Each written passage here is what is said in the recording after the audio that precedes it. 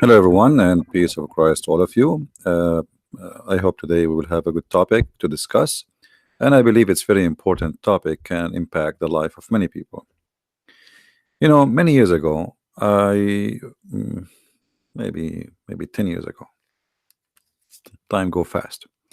I was having a debate in a chat program. It's called Paltalk, and the debate is about women in Islam and uh, second day I receive a long message. I used to have my Pal Talk open so anyone can text me, the same as Skype.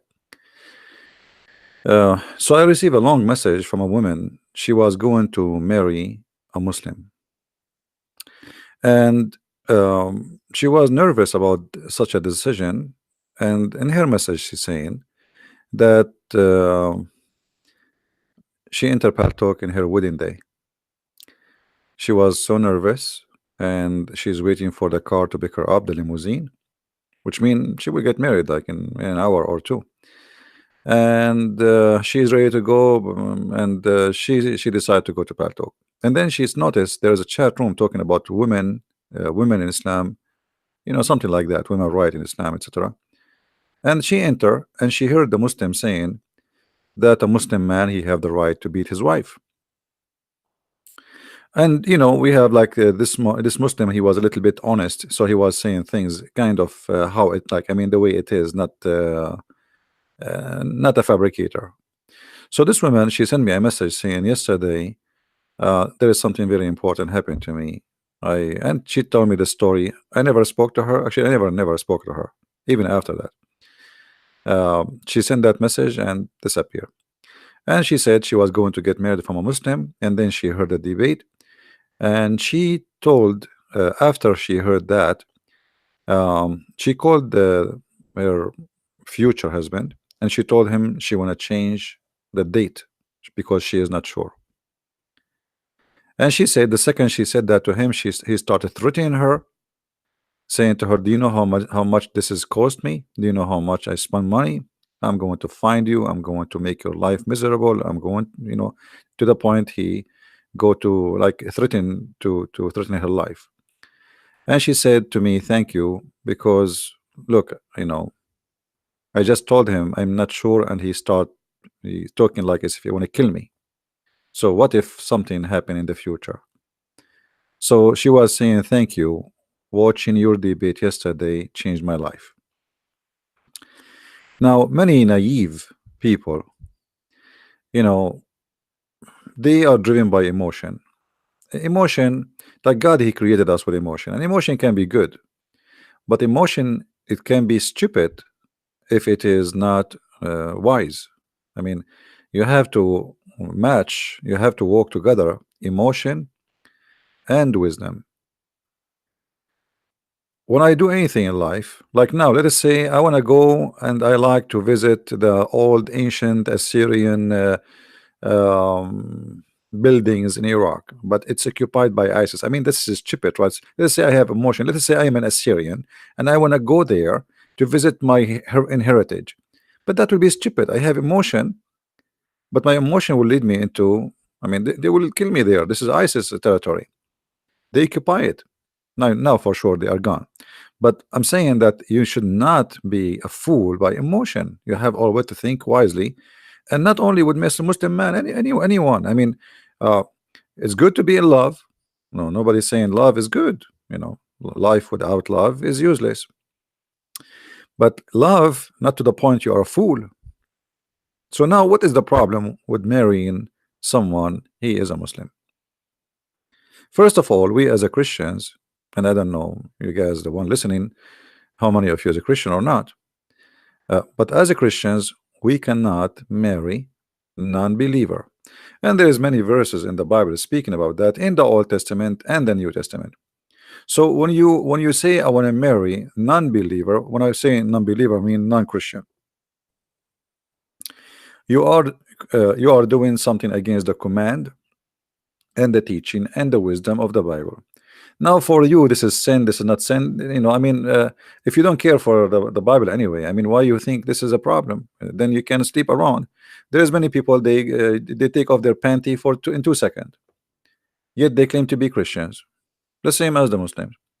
But that will not make a difference for you. If I show you a verse say that this is wrong, right?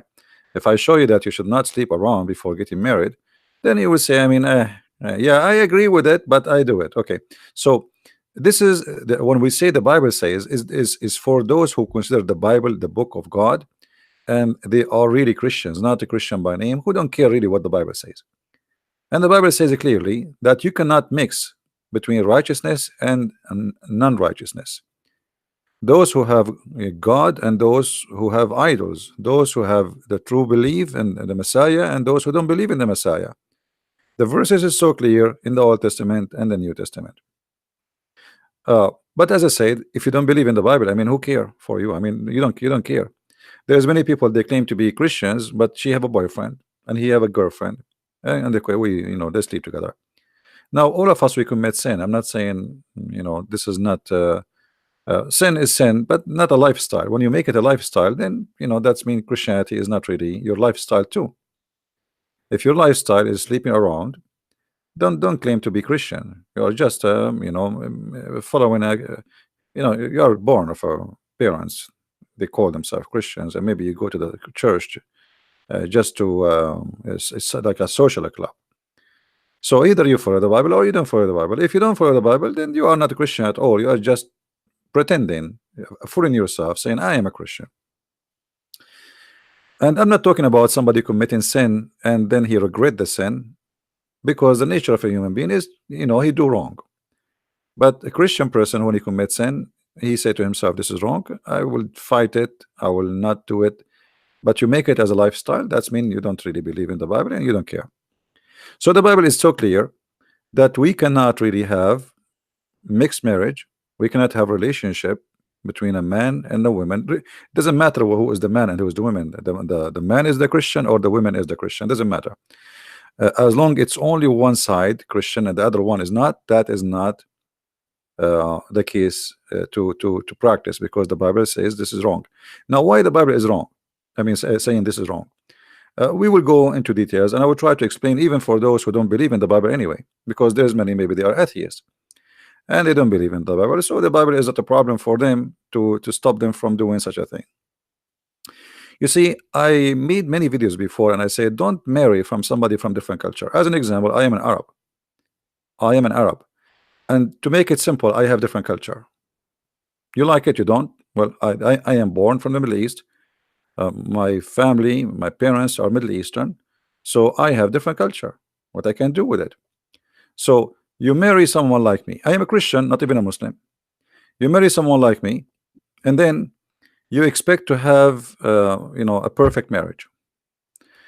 That will happen only if one of us compromise his culture. One of us have to compromise. And how much compromise you do, I don't know. Somebody is born in America, he grew up in America, and he did not really practice his background culture like his parents' culture. Even that one can be still under the influence of his parents' culture. So what about a person he have totally different culture from yours? Someone he believe that a man should not be questioned why he did beat his wife. You cannot question the man. So we are talking about not only a culture thing, we are talking about things beyond, beyond your expectation. So I wish I can play this video for you. This is made by Channel 4 in England. They recorded people secretly, in their like investigation, and the Muslim sheikhs all over says the man he have the right to beat his wife. This is the Quran, chapter 4, verse number 34. The Quran says beat them. So what the problem? If the Quran says beat them, then you can beat them. So when you marry from somebody, he believed that a man he can beat you, then obviously we have a totally different mentality. Now in the beginning, when you are in the honeymoon, he will say to you whatever you wish to hear. Like, what do you want to hear? Actually, all men, in order to get to the panty of the women, they say whatever they want the women she like to say to hear. Right? Not only Muslim men. He say to you, I love you. He say to you, I'm crazy about you. He say whatever he say, just to get what he want. But then later the stories will be different. This is what the Muslims believe about women, and this is their holy scriptures. Holy scriptures, in case you do not know, mean that is no question about it. There's no compromise. This is holy for them. So the man is in charge, and by the way, in Christianity, the man in charge too of the house. That will not be the difference. But the difference is what a charge mean. The man in Christianity in charge, that he is the one who sacrificed himself, the same as the Messiah. He sacrificed himself to the church. So the Christ, he said, like the man, he sacrificed himself, he gave himself the same as the Messiah, he gave himself to the church. So the Messiah, he made the women equal to the church, and the man is the same as the Messiah who gave himself. So in charge here is not to humiliate you, but to sacrifice himself, which means his number one priority in life is to make his family happy, and his family means his wife, his children, not to think about himself, and he is number one. So in charge in Islam is different. In charge in Islam, women are created as a sexual toys, and the purpose of women is not really to have a family. The purpose of them is to enjoy them in bed. And women, she have to obedience, which is, even the Bible says the women she have to be obedience, but the women she have to be obedience, you know, in the way she choose to be, which mean when you go in a marriage, you say you agree in an agreement that he is the man, I am the woman, and we agree to live in such a life. This is the obedience. It's not about the man, he can beat you. The obedience here is about he sacrifice himself, and I will sacrifice myself too. He do his best, I do my best. He is not better than me, and I'm not better than him. He is in charge, because the man in society, he can do things women they cannot do. In the same time, women, they can do things in society the man he cannot do. So everybody, he have his job. But in Islam, the woman is always has no job except the bed and making babies and doing laundry and cooking for the man. If you see here with me, the Quran says, as for those, the good woman is the one who is obedience, you know. And why the man is in charge of the women? Because Allah, he made one of them excel on the other. So the man, he excelled. How he excel? Because they spend of their property, the money, on the women. So here you notice right away that Islam look down at you as if you are a prostitute. The logic is, why I am excel? Because I spend money on you. And that is not only disrespect, that is far away from what marriage is about. Marriage is not about I spend money on you, because the woman, she is doing her work too. You see, if you go outside and you make money, and she is staying home, but you don't make money, doesn't mean you are better. She can work outside too, and she can make money. But her job inside the indoor is something the man, he cannot do. It's equal, and maybe more important. But Islam always think about the women, that this is what you are made for. You are just a maid at home. You are the one who wash dishes, you feed the kids, you feed the husband, and before he sleep, you do some happy Indian massage for him. Do you understand, guys, what I'm saying? The mentality is different. So if I spend money on you, that's mean you became my prostitute. This is prostitute mentality. Women, she is like a prostitute. You spend money on her, so you expect what? Return. And what is the return? The return, you'll be obedience. And not only that, you see, if you are a maid of somebody, okay, well, but still the boss, he cannot beat you, he can fire you. No, in Islam, he can beat you. Our obedience guarding their secret as Allah He told them, and then as for those whom you fear rebellion, admonish them and banish them to bed the parts and discourage them. Here the translation, by the way, is very much big fat lie.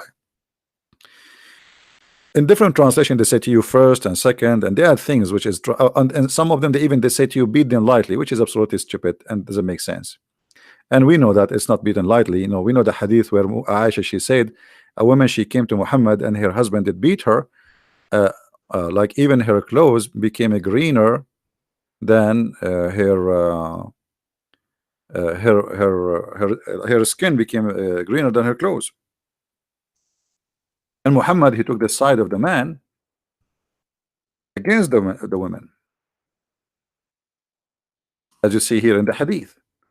Now Aisha herself, she affirmed that she never saw any women she is suffering as much as a believing women. Read carefully with me. The women, she came to Muhammad to complain because Muhammad is the ruler, and she said to Aisha, she saw Aisha, and then she was wearing a green veil, and Aisha, she said she showed her a spot in her skin from beating, caused by beating.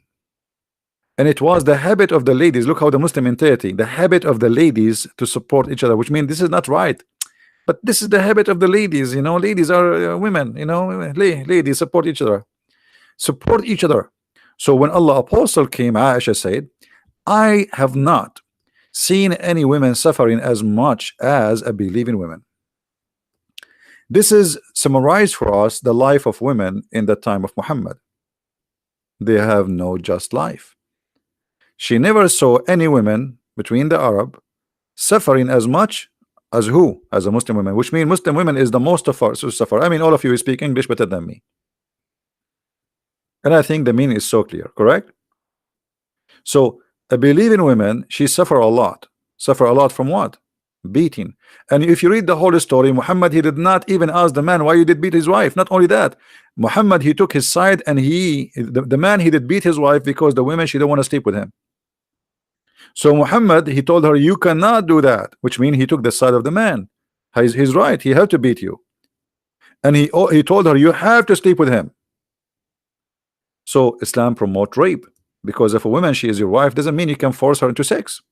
But Islam not only force you into sex, the man, he can use violence with you, beat you, and rape you. And this is why you see in YouTube someone like this idiot saying, teaching the truth about his religion, saying a man should not beat questions why he hit his wife. In another video, this Muslim cleric, you know, he's saying Allah honored wives by instating the punishment of beating. You see that you are honored. You are honored. This is not something bad. So if I want to honor you, I will beat you. Any women like that? Who here is a lady like to be honored? You know, we have a lot of honoring followers of Sharia law. They would love to honor you. All right. So Muslim women are lucky to be beaten. This is what this guy is saying. And this guy, he's saying, what's wrong with that? I mean, what's, you know? And not only that, in the video actually, that they were saying women, they like a harsh man. And they say, according to study, Muslim, they fabricate studies. According to studies in England, most of women, they are complaining that their husbands are very weak because they don't beat them. I mean, if you watch the video, you will die laughing. This is a study that women, they are complaining the men are not strong. What happened to them? They became weak. They are not beating us. I mean, the women, they are desperate. Like, why you don't beat us anymore? Like, hello, you don't want to be a man. The fact a man who beat a woman, he is not a man. You see, one of the signs of being a coward is beating someone is less strength than you. Doesn't matter who is he, even if it's a man. Like if you are 7 foot tall and then you go to someone he is 140 centimeter high, and then you want to show that how you are strong, that's mean you are a coward, even if he's a man. So what about beating men, women, and children? A man of honor, he will not do that. So look how they try to justify by fabricating such an argument and a logic. Like how you can, the prophet says, don't beat in her face. Here we go. See, the prophet said, don't beat her in the face. So where you beat her? Beat her in her chest, the same as Muhammad, he did beat Aisha in her chest. Beat her in her ass. I mean, do you see how Islam honor you? The prophet said, don't beat her in the face.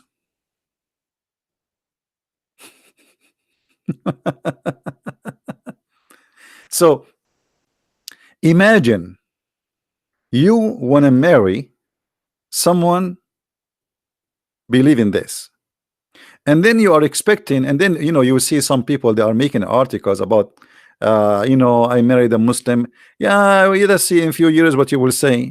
There is a woman in Paltalk. She used to work in an radio station in England, Islamic radio station. She married a Muslim, and she have from him kids, and they made her convert to Islam, and they used her for many years to speak in the radio station, so she would have fooled many women to convert to Islam, and God knows how many women were fooled by her. And then her husband went to Jordan. He's a Jordanian, and then he started going to Jordan like every 2-3 months. The husband don't work, the wife, she work. She's the one who had the money. Where are you going? To Jordan. Where are you coming from? From Jordan. So it felt like there's something fishy with this Jordan thing. Later she discovered that he married 14-15 years old young child in Jordan. And when she found out, she went crazy and she decided to divorce him, and then she decided to leave Islam and drama. But it is not the fault of the Muslim man, it's your fault. It's you being stupid. They use you, they made you convert to Islam, they made you promote Islam, they made you to fool many women into Islam. And now today you are saying to me you just found out what Islam is about. Well, from the beginning. You talk in the radio station, Islamic radio station, teaching about Islam, but you do not know that the Muslim man, he can have up to 4 wives. He can have up to 4 of you in the same time. He's not cheating according to Muslims.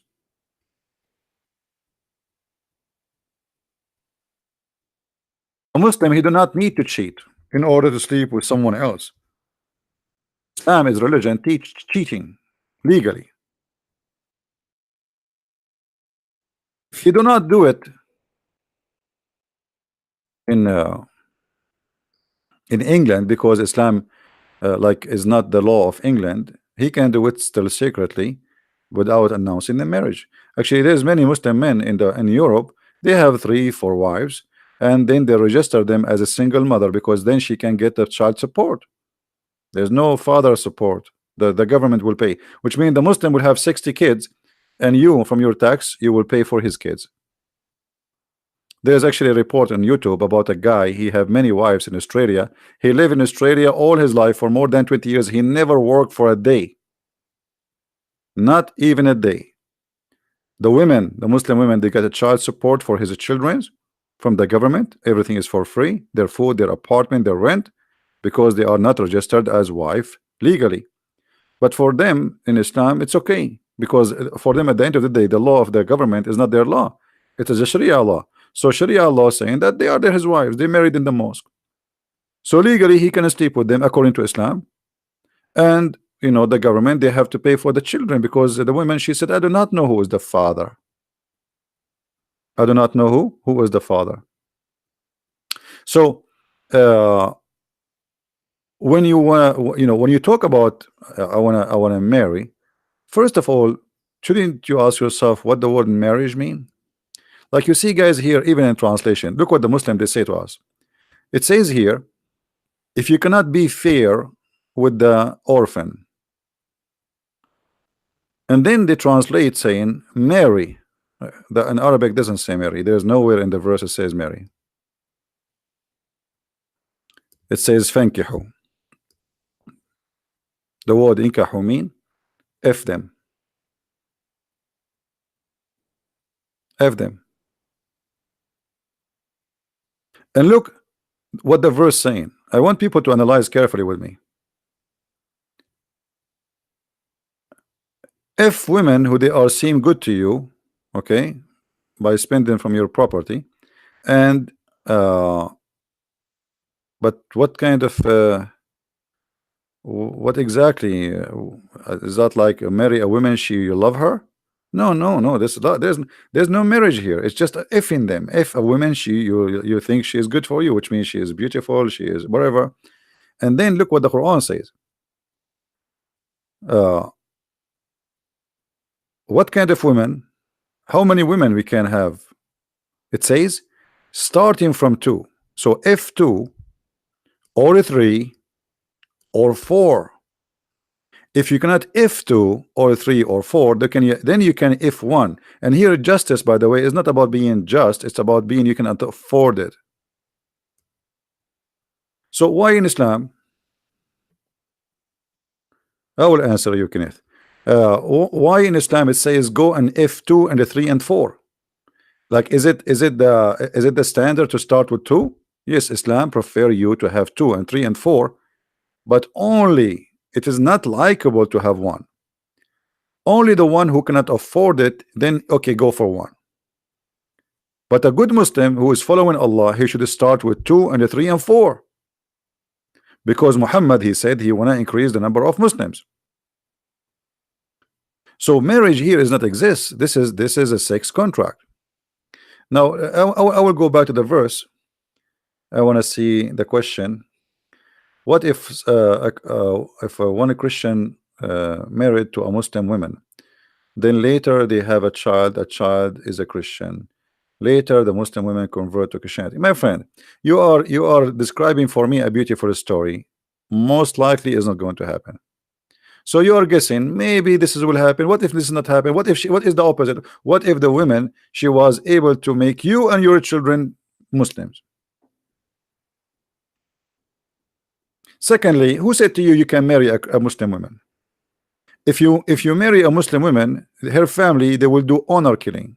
Maybe you do not know that, right? Because it's forbidden in Islam to marry a Muslim woman. And here you need to ask yourself, why in Islam a man, he can marry Christian women, but a Muslim woman, she cannot marry a Christian man? Because the law is that the children, they belong to their father. So Islam allow, just for the sake of increasing the number of Muslim, allow the Muslim man to have a non-Muslim woman in his bed, but not because he will love her, but because to increase. Otherwise, why a Muslim woman, she cannot marry a Christian man or a Hindu man? She cannot. You see, if you search in Google,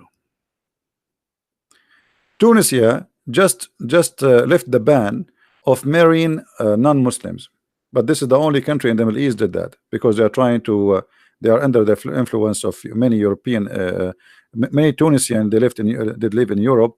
So now they decide that this is not right. I mean, so, but this is against Islam. There's many Islamic countries, they made a threat against Tunis. Actually, they threat them, they will they boycott them, they will not buy product from them, just because they decide to allow a Tunisian woman to marry non-Muslim.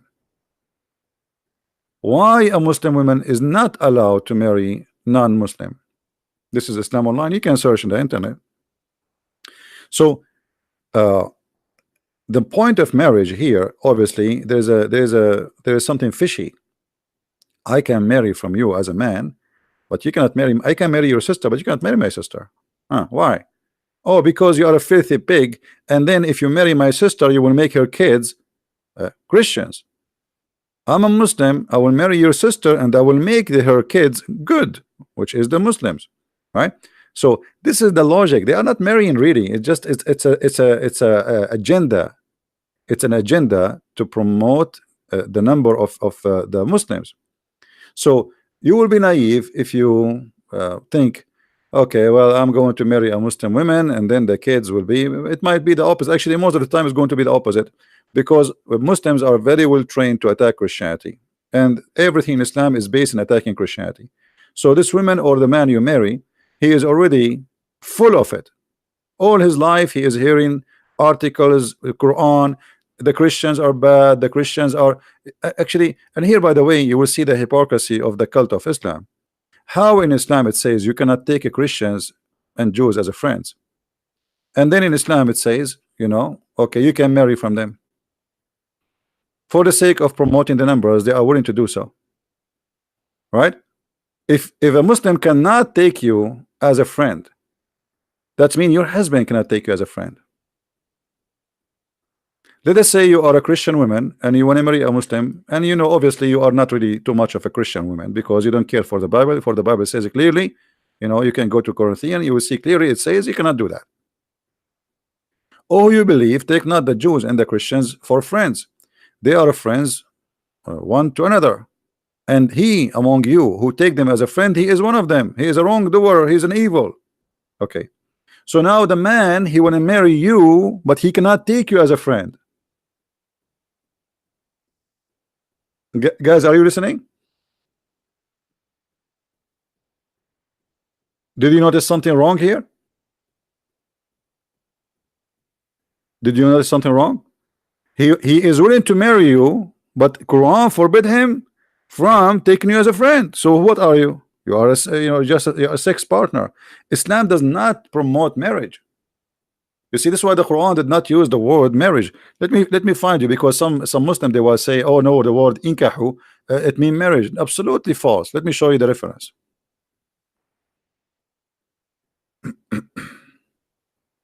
And always, you know, in case you do not know, you know, we don't make things without showing reference and proofs, right?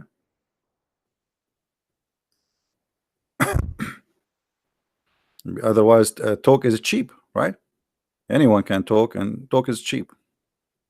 We don't do Islamic method of argument where talk is cheap and they say whatever and they debate themselves and they win the argument because nobody is answering them, getting them busted. So let us see what the word nikah mean. All right, where we can find the word nikah.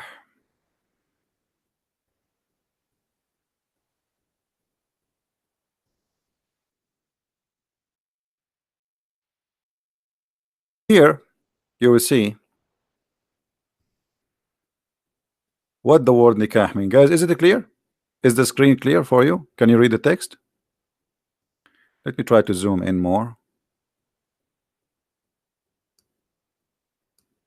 Nikah literally means sexual intercourse. This is who saying that? This is not a Christian prince. This is their Islamic website. This is alislam.org, official Islamic website.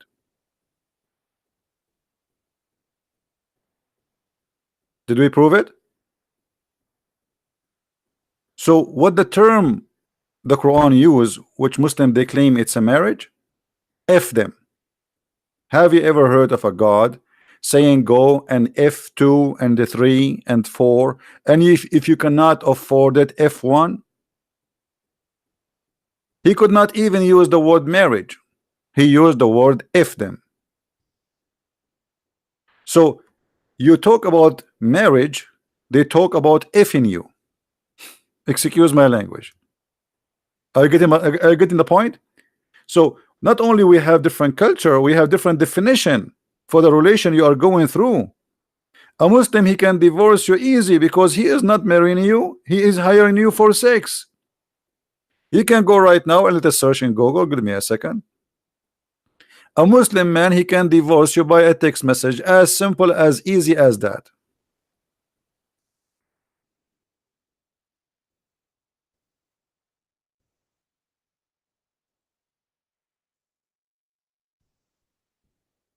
Why it's so easy? Because you are not a wife, you are just a woman in the bed.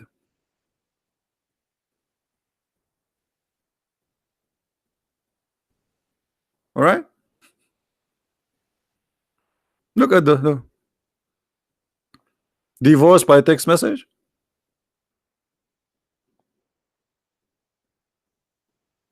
This is serious. This, you know, so if you want to be a fool and you think you are marrying a Muslim, you're not marrying a Muslim. You are marrying a text message. This is how you important for the man, to the point, okay, I'm driving my car, okay, you are divorced, all right, nice to meet you, now take off your panties and get out of my home. And by the way, in Islam you don't get 50% of the inheritance or his money, you get nothing, you get only what is written in the contract. I remember when I was in school, a guy, his name is Muhammad, he's a Bedouin.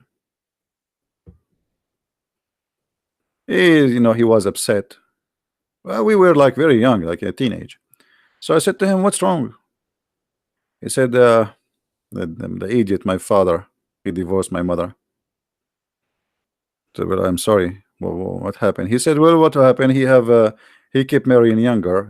Each one of them she get older, and then he replaced her as much as soon he saved some money, he get a new wife. That's what they do. And look what happened when he married this woman long time ago. They wrote in the contract, let us say I will transform the money into the dollar. Okay, I will give you $50,000. But this is when he married her 20 years ago, right? And 20 years ago, the $50 million is like $5 million.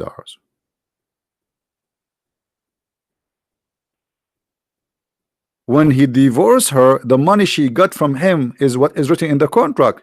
He said it's not enough to buy a TV, which means it's not even equal to a $100. Imagine. So she spent most of her life washing his underwears, taking care of his family, and now she have to leave with less than $100 in her pocket.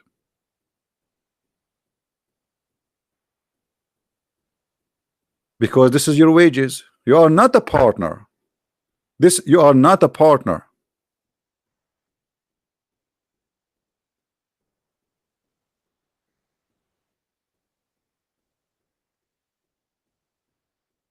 So if you think you are getting into marriage, I say to you, sorry, you are being a foolish person. This is not a marriage. Can a divorce occur by text message? And in many Islamic countries they approve that already, and actually Sharia court approve it, because at the end of the day, yeah, the man, he have the right to divorce you by just stating a statement saying I divorce you. That's it.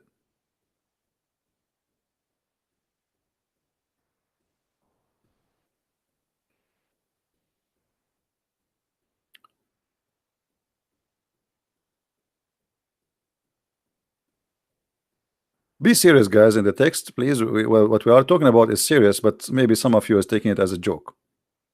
There's many people, their life can be changed and can be switched upside down by such a mistake they do in their life. In the beginning, the man who would be nice, any man, I mean any woman, any man, in the beginning the relationship, he love her, he's so crazy about her, she is so crazy about him. So first day, okay, you have a date, he opened the door for you, he opened the car door, he hold her from your hand to step in the step as if you are like a butterfly. And 2 years after, he don't open the door for you, he asks you to open the door for him. And if you fell down in your face, he will say to you, what's wrong with you, are you blind? A year before, if you fell down, he will say, honey, what happened, are you okay? So don't be fooled, don't be stupid. There is no marriage here. It is just a contract for a sexual relationship. So if you don't believe in marriage and you want to sleep with the Muslim, then that's your business. But this is not a marriage, don't fool yourself. And then what you will do to the children? There is many, go and see, you can go and search right now in Google, Prophet Google, peace upon him. You will find many women, they never see their children again. Why? The parent, the father, he take his children for vacation to Saudi Arabia. Search right now. How many women, the American women, forget about different country. I live in America. Thousands cases of women, they cannot see their children ever again. Why?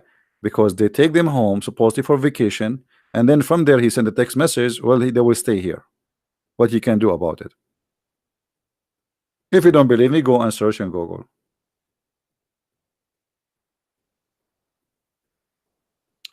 Yeah, Muslim, and Muhammad himself, he did that. You know, if you don't remember the story of Sauda bint Dama, she became old, and according to the hadith, with my respect to everybody, I don't want to use like word which is not nice, but obviously she became old and ugly and fat and whatever, you know, all the terms you use in a street, you know. I'm just trying to make it just as it is. So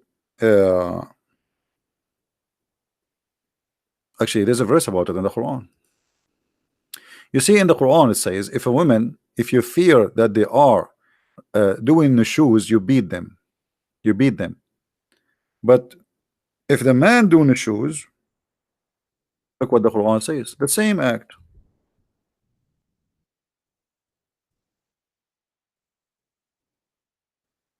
The word the shoes appear in the Quran in 2 verses in chapter 4. Chapter 4 verse 34 and chapter 4 verse number 128. If you have my book, you will find it, A Deception of Allah.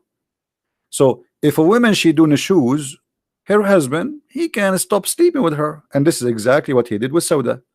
And Aisha convinced him that don't divorce her, let her give me her day, because Muhammad, he have to give a day for every wife. He have 13 wives and hundreds of sex slaves. So Muhammad, it's okay for the Muslim man if he stop having sex with you. Actually, you are lucky if he stop having sex with you, he don't divorce you, because this poor woman Sauda, she will be homeless, and there's no retirement. I mean, how she will support herself? She served him all her life, and now he will dump her because she became old. So Sauda, she spoke to Aisha. She heard that the Prophet, he is going to divorce her because he stopped coming to her house. So Aisha, because she's smart, she said to Muhammad, don't divorce her. I mean, what you will lose? Make an agreement with her that she agree to give you the day which you used to give to her to me. So I will have 2 days. 2 days mean more money, because all the gifts they come to Aisha. If you remember the story where all the wives of Muhammad, they were fighting over the gifts. The gifts, they come to the house of the Prophet wherever he is. So if the Prophet visiting Aisha, the gift will go to the house of Aisha. If Muhammad visiting Hafsa, but then Aisha, she threat all the people that, you know what, if you want, the gift is a bribe, is not really a gift. If you want what you're asking for to have to come true, then you better to send it to my house, because I am the one who have influence on him, who can make him agree to do what you ask for, because the gift is a bribe. It's like you have a minister in a government and you want him to do something for you, so you send him a gift. Otherwise, why people want to send gifts to the Prophet? I mean, you are a prophet of God. What does that mean? What's gift about? Is about what? And why they are coming to the house of Aisha? So here you will see in chapter 4 verse number 28, it's a story about Muhammad. He don't want to sleep with a woman, she is old. Her name is Sauda bint Dama, and then they made her agree to give her, you see, there's no problem for the man if he have no shoes, he don't like his wife, to make an agreement, right? If a woman fears ill treatment from her husband, okay, why the husband he have ill treatment? It's okay. You see, in Islam, the man, he can have ill treatment to you. It's okay. It's his right. You see, in the verse before it, if the women she have ill treatment, the same word. Look how they change the same word, translation changed. Here they translate the word nushuz as ill treatment. Here they translate the word nushuz as rebellion. So when a Muslim woman she do nushuz, she is rebellion. If a man do nushuz, he is ill treatment to the women. He don't like her. You know, it's okay. He's right. You know, he have the right to, you know, not to treat you good. He don't like you. You see the double standard. So if you think you can live with a man, believe in this, oh, good for you. Hey, you are not a wife, you are just a sexual contract who get paid, and one day he will get rid of you. He have the right even to have 4 in the same time with you. He can go legally, officially, he can go to McDonald's and sit with 4 women in his table, and he hold their hands and he said to them, today get ready, I'm coming to your bed, in the front of your face. legally, because this is his religion. So people, they can be foolish and they can be stupid, and what we can do for them. In the beginning, you are in relationship, you are driven by emotion, the guy is nice, I like him, he's, and by the way, Western women, they like Middle Eastern men, because Middle Eastern men, they are different from Western men. And let me explain to you. I am a Middle Eastern, right? So a Middle Eastern man, he don't like a woman to pay. Like if you go to a place, the women, no, she should not pay. It's like a shame. But this is not because he's good. Yeah.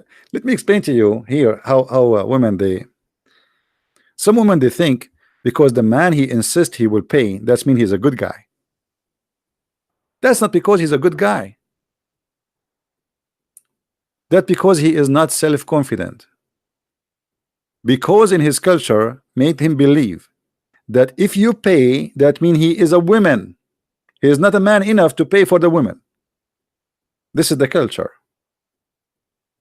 So he don't believe that you are equal to him, so you can pay too. You can afford to pay for your food. No, no, you are with me, I will pay. Because if you pay, you are insulting me. Are you getting the point?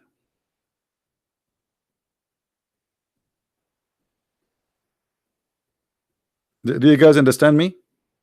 It's not because he is he's better than a Western man. No, because he look at you down. You are under his this is what you see. This is why the verse there, it says, why the man, he is in charge. Do you remember, guys? Why the man is in charge? Who remember the verse? Why?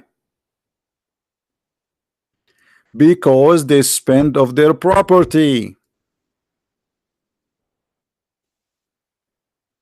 Do you understand, people? He spent his money on you so he can enslave you. It's not because he is a good guy. He spent his money, so now you have to be what? You have to be obedient.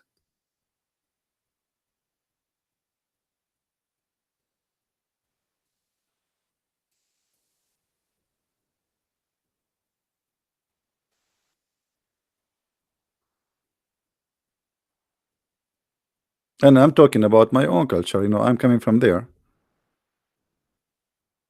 And even some Arab Christians, they do that too. I mean, they think because they spend some money on you, it means they own you.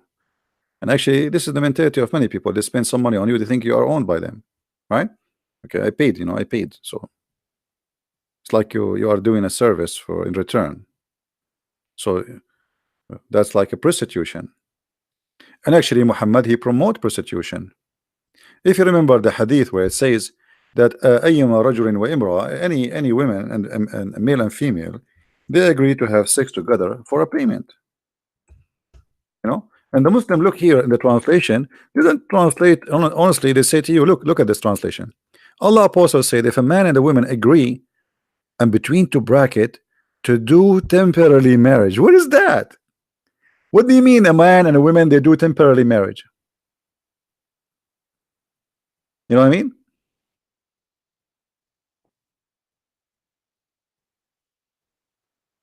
Have you ever heard of a cult like this? A man and the women, they agree to do what? Sex. Is that sex because they love each other? No. Here, what Muhammad is talking about, there's a condition. If we search right now in Prophet Google, let us do that. We can search for conditions of mut'ah. Let's see. I will search in English so you can read with me. Conditions of mut'ah. There's conditions. What is the conditions? Let me find you the conditions. All right.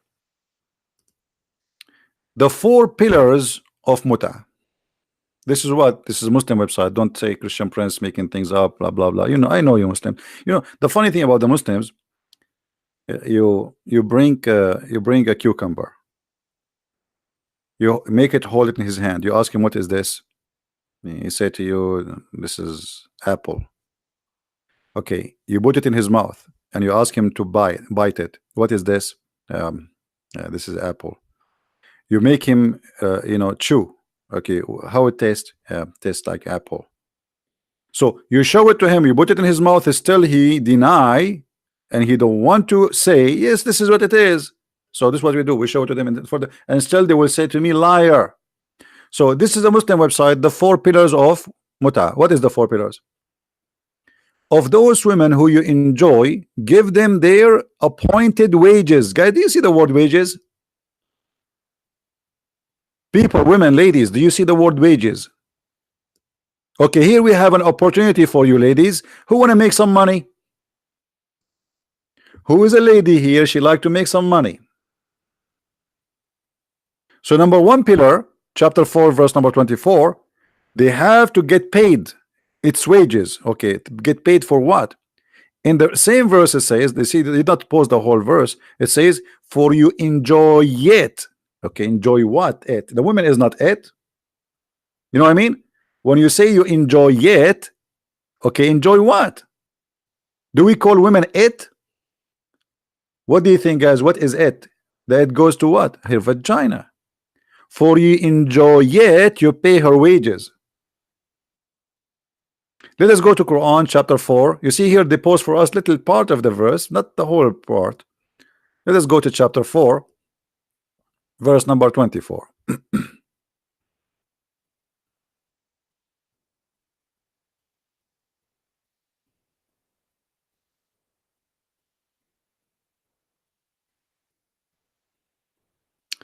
Okay, it says, so that seek them with your wealth. And here they say honest with luck. What honest? I mean, and then seek them, contact, give them their partition as a duty. What is that? Let us change the translation. I mean, the translation have nothing to do with the verse. Let us go to different translator. You see right away when we change the translation change everything. That's why I say, you cannot learn Islam really from somebody who don't know Arabic very well, right?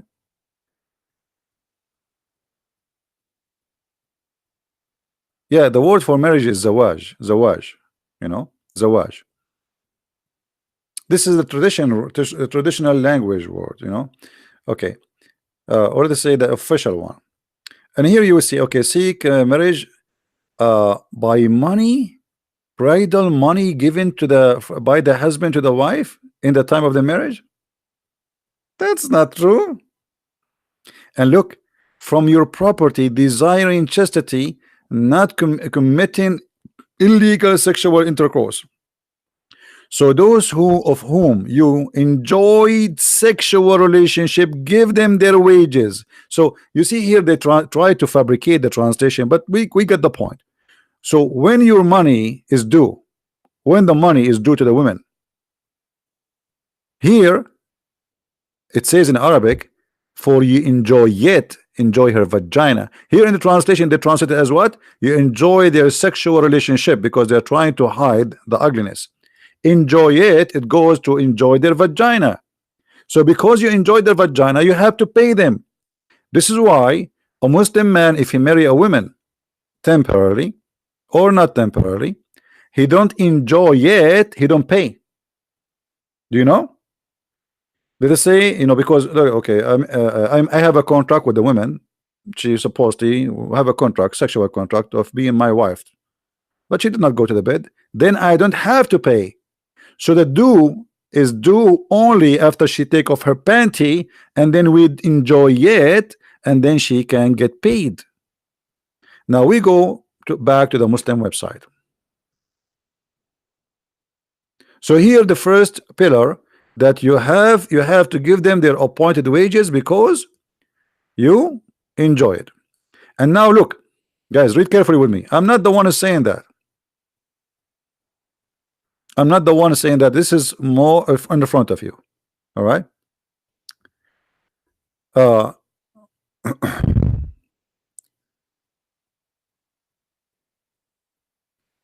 Are all employed, the women the women, she is an employee. She is employed. Let's go down a little bit because the article is wrong, long. Um, Look, guys, read with me carefully. Does it say as it is a rented women? Does it say muta considered as a kind of rental, or I'm lying? Do you see it, guys? Does it say muta is a kind of rental and she is a rented woman?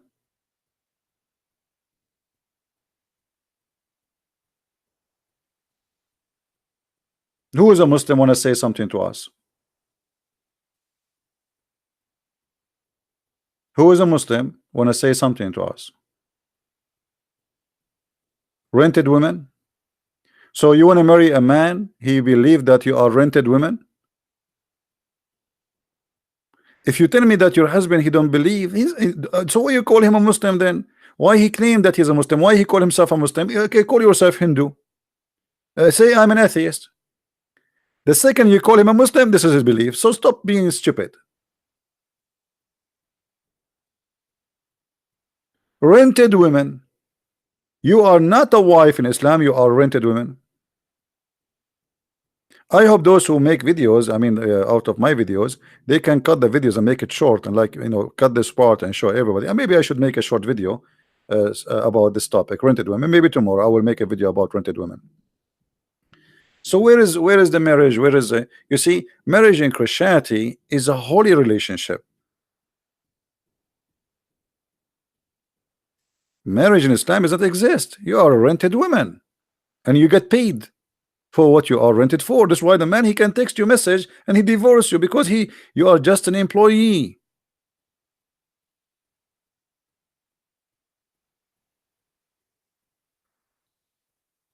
So how you can share family with somebody believe you are nothing but a rented woman, and anytime he can replace you. You get older, you know, a man, okay, well, I'm married now. You see, a man, he can uh, he marry you when you were 20, you're young, beautiful, etc. And then after a few years you gave birth, and then your body change and etc. And then he find a new rental woman. That's it.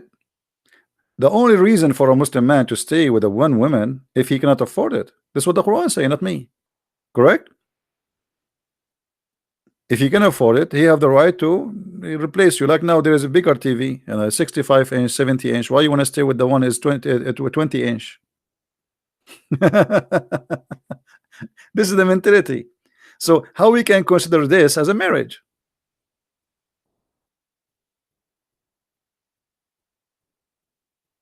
What you will do if you are married to a Muslim, you think you are married, and the guy he decide to invite three girls he just married, and he want to have sex with them in your house. What you can do about it? Nothing. Nothing. What you call the police? They would. Even if you call the police to say my husband is beating me and he's raping me, they will go and take his side. Do you know in the Middle East that if a woman she leave the house of the husband without his permission, the man he can call the police and you will become wanted in the whole country? You will stop in any checkpoint, any airport, and they will put the cups in your hands and they will bring you home like a goat. This is called Baytut Ta'a, which means the house of obedience law. The house of obedience. The man, he can arrest you. He called the police. My wife, she left me. Okay, the police right away, they will make a report. What's her name? Give us her information, and then she will become wanted as if she is really a big fat criminal. And the second you get arrested, they will take you like a goat, and you will be humiliated in the front of the public because everybody will disrespect you because you're a bad woman. You're disgusting. It doesn't matter if your husband beat you or whatever he is doing. Still you have to obey and you have to stay. So I don't know. I mean, if what I can show you tons of things. I mean, you can search and search, but don't be fooled by a woman. She say to you, I married a Muslim man, he's a nice guy, and okay, let us see after a few years. Let us see for how long this nice guy will be there.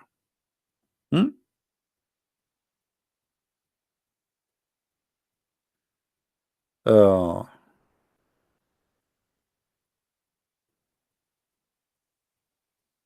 and then, by the way, here they continue explaining the formula. The formula. There's a formula. What the formula? You have to make a declaration. Since it is a contract. Do you see the word contract? Did I say to you there is no marriage? It's a contract. Did I say contract? It's a contract. What is contract? Contract for sex. Rent. She's rented women. You know, we did not make it. It's in front of you. Huh? She is rental. I mean, even the words they use is really beyond imagination. Like rental. Muta considered as a kind of rental. I mean, what kind of a cult this cult is? And now you have to make a declaration for the rental. You rented this woman. You should tell, okay, I rent you. So the woman, she says, okay, I agree to rent me.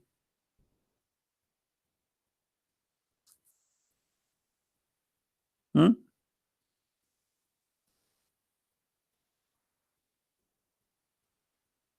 Yeah, they say to me, you're a liar.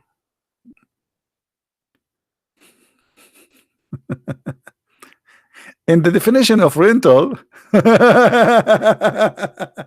I mean, look how deep this cult is.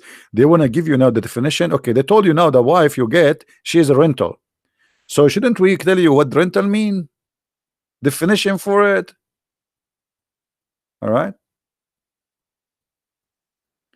Yeah. The word nikah is the F word. Is exactly the F word. Even Muhammad he used it. You see, in the Hadith, Muhammad, a man he committed, sex. So he said to him, "Did you touch her? Did you wink to her? Did you kiss her? Or you F her?" And let me show you the word in English, in Arabic.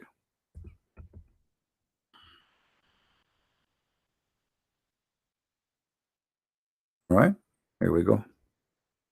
This is the word in Arabic as it is in the screen. Did you F her? If you go and read the translation in the English, they don't say, "Did you F her?" They translate as, "Did you have sexual intercourse?" But he did not say, "Did you have sexual intercourse?" This is the word F. Ask any Arab guy.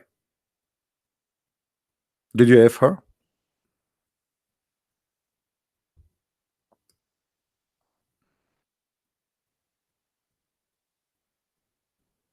All right. So you rent the woman, and now you made an agreement, but this agreement have the conditions still. There is a formula. You have to make declaration for the contract of sex. Because she is rental, yes, but you have to announce it, and she have to accept, and she have to announce how much. The person, a man can be, etc., contract or only with Muslim or one of the people of the book. Look how nice they are. They can do contract of muta. You want to be rented? Who is a Jewish woman or a Christian woman here? She like to be rented by a Muslim woman. Look, there's an empty, available. We have vacancies for jobs. Look how nice Islam. They can hire only a Muslim women or a Christian or Jews for this job to be rented. I mean, what do you want more? What's wrong with you? It's a great job opportunity. 2 hours sex, you get paid. And by the way, there's no need for divorce. Before the man he put his pant on, the divorce is initiated, because in this contract you have to say for how long. This is what they are coming, like here they say the person, and then you will see they say to you the timing. You see the time period, you see the mudda, the time period, which means you have to agree, both of you, for how long. So if you agree, like let's say you are going in the elevator, and you are a male and she is a female, and you both of you are Muslims, and you like her, she is beautiful, you can do muta. Especially if you live in the Middle East, the elevator can lose electricity for 10 hours. So you say to her, "Can I do muta with you?" And then she say, "How much you will pay?" You say, you don't really look good, so I will give you a price of a hamburger, $5."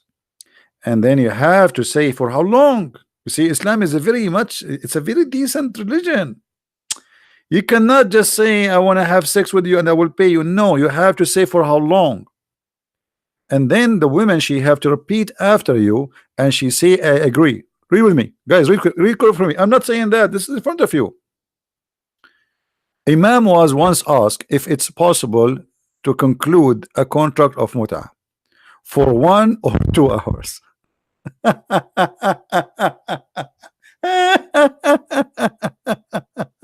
Unbelievable. Okay, 1 or 2 hours, and they call it marriage. They call it marriage. And look at the answer of the Abdul, the Sheikh, the Imam.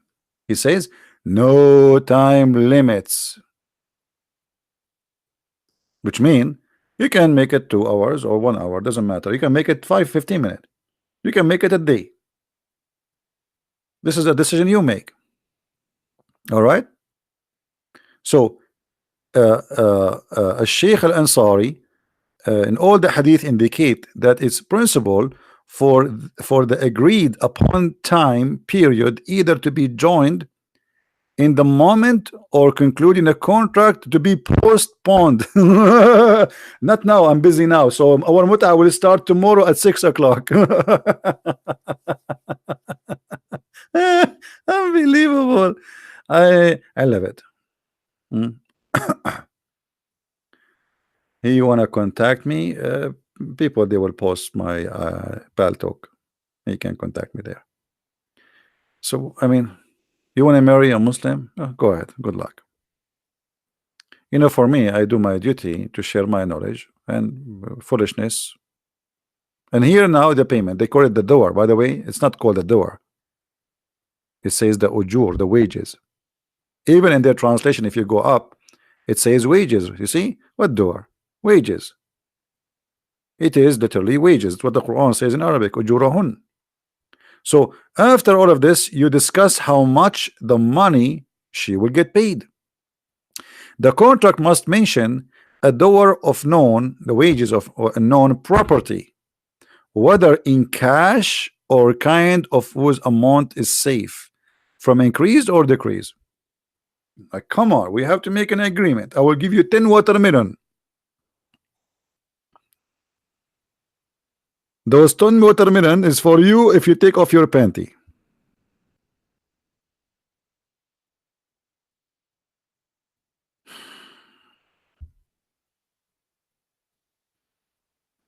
So to make it simple, when you want to have a relationship, you have first to find someone you have the same definition for life around you.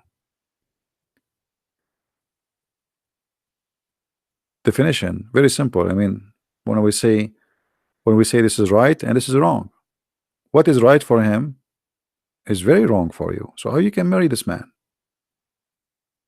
Are you getting my point?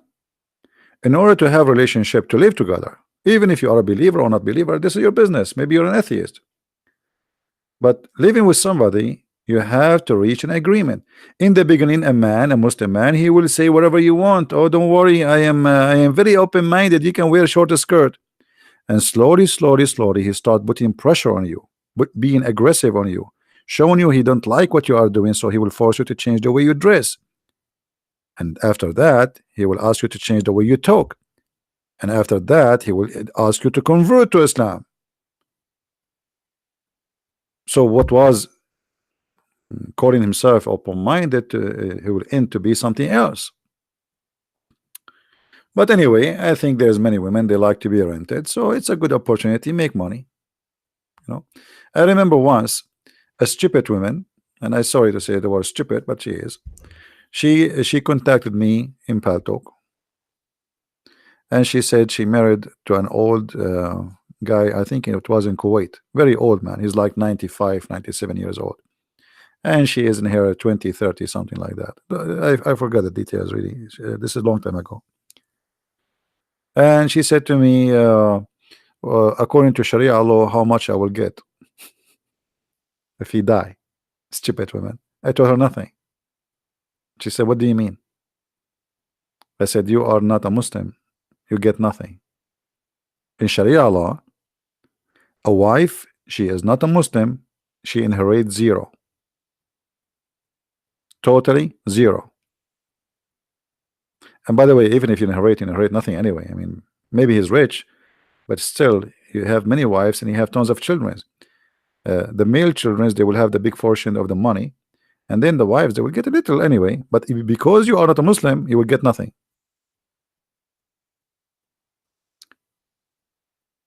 Zero.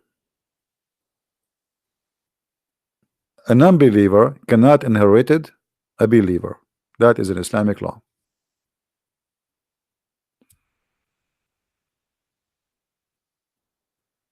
So I hope people are learning, and I do my best, and people, they are free to do whatever they want. Right? You see, always when you talk about marriage, you have, like, maybe I should make a different video. Maybe I should finish this one and start a new one.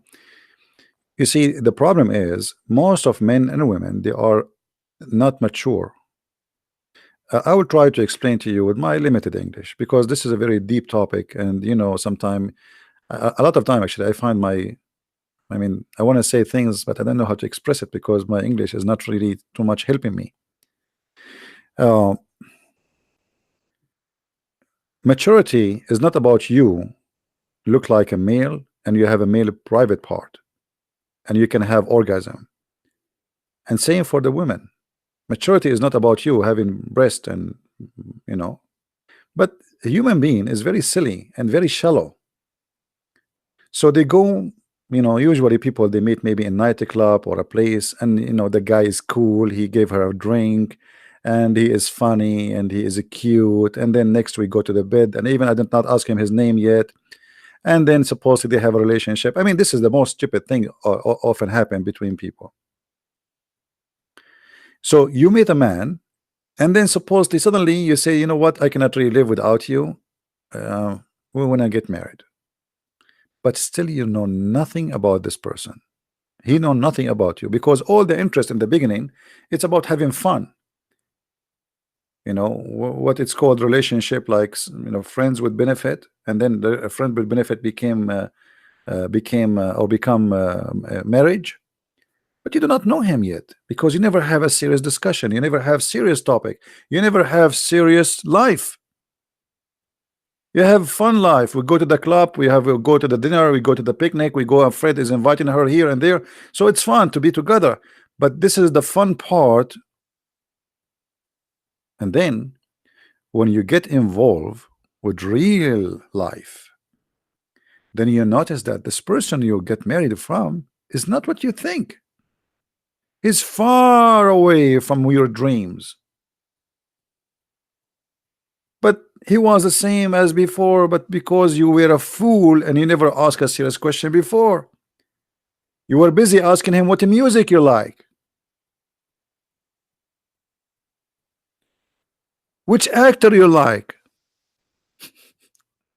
I mean, all of you know what I'm talking about, right? Silly questions. I mean, what that will make a difference? I mean, what? So they ask all kind of stupid questions, but they never go deep to inspire the personality of this person. What is your favorite wine? I like that wine. I mean, what a conversation. Supposedly now this is a deep conversation. So when you are shallow, you get a shallow marriage, and you get a shallow relationship, because it was shallow, it will stay shallow, will end shallow. And shallow is very simple to be destroyed. When little wind come, you have no roots. The wind will unblock your plant so easy. I don't know if what I said is clear or not. Red Rabbit saying, can God die? CP. Yeah, Red Rabbit, this is stupid of you, and this is very normal from a Muslim to be like that, because when you say to me, can God die, you are saying that God, he is God if he did not die. Correct, guys? Is that correct? Let's go move to this Abdul. Let me teach you how to get Abdul busted. You see, I never saw those people, they have low IQ. The second you say to me, can God die? You just said Jesus is God. And I will tell you why, Abdul. In your religion, Jesus did not die. So I want to ask you, why Jesus did not die? I'm using your logic. So in Islam, Jesus then must be God because he did not die. After 2000 years of Christ was exist in Israel, you Muslims believe he's alive. So this is how shallow they are, and we are talking about shallow. You know, one of the things I fear in my life is stupidity. I don't know, I feel myself sometimes I want to vomit. I cannot imagine myself with somebody is stupid. Actually, maybe this is why I'm still not married. I fear stupidity because you see, there's something happening around you, something broke, you can fix it, you can change it, but what you can do with a wife or a husband, he's stupid. Look at this guy. Imagine you marry this guy.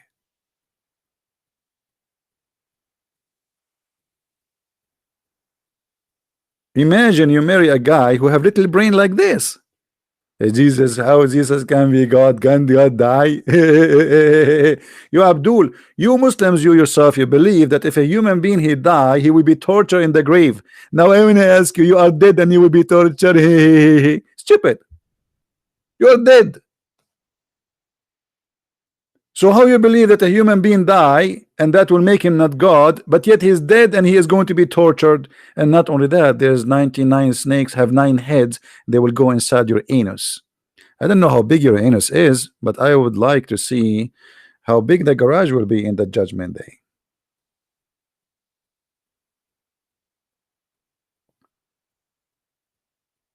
And this is one of the reasons Muslims don't dare to debate me, because they are no match.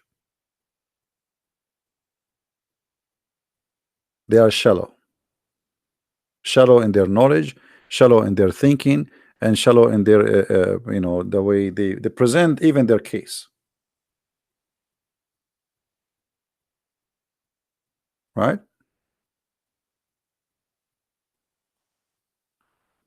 So, you know, always when you wanna, you know, and this is my advice for everybody, and you know, you don't have to listen to me. I mean, you maybe are maybe you know better.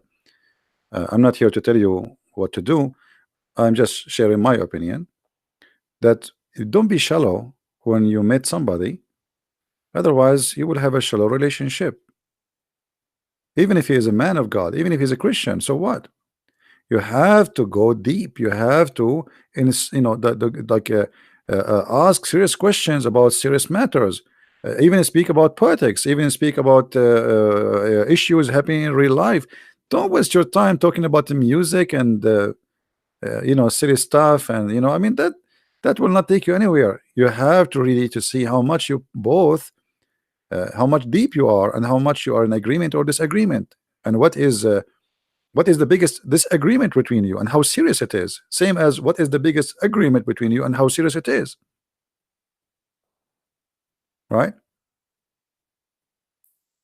Watch my blood pressure. Oh, okay.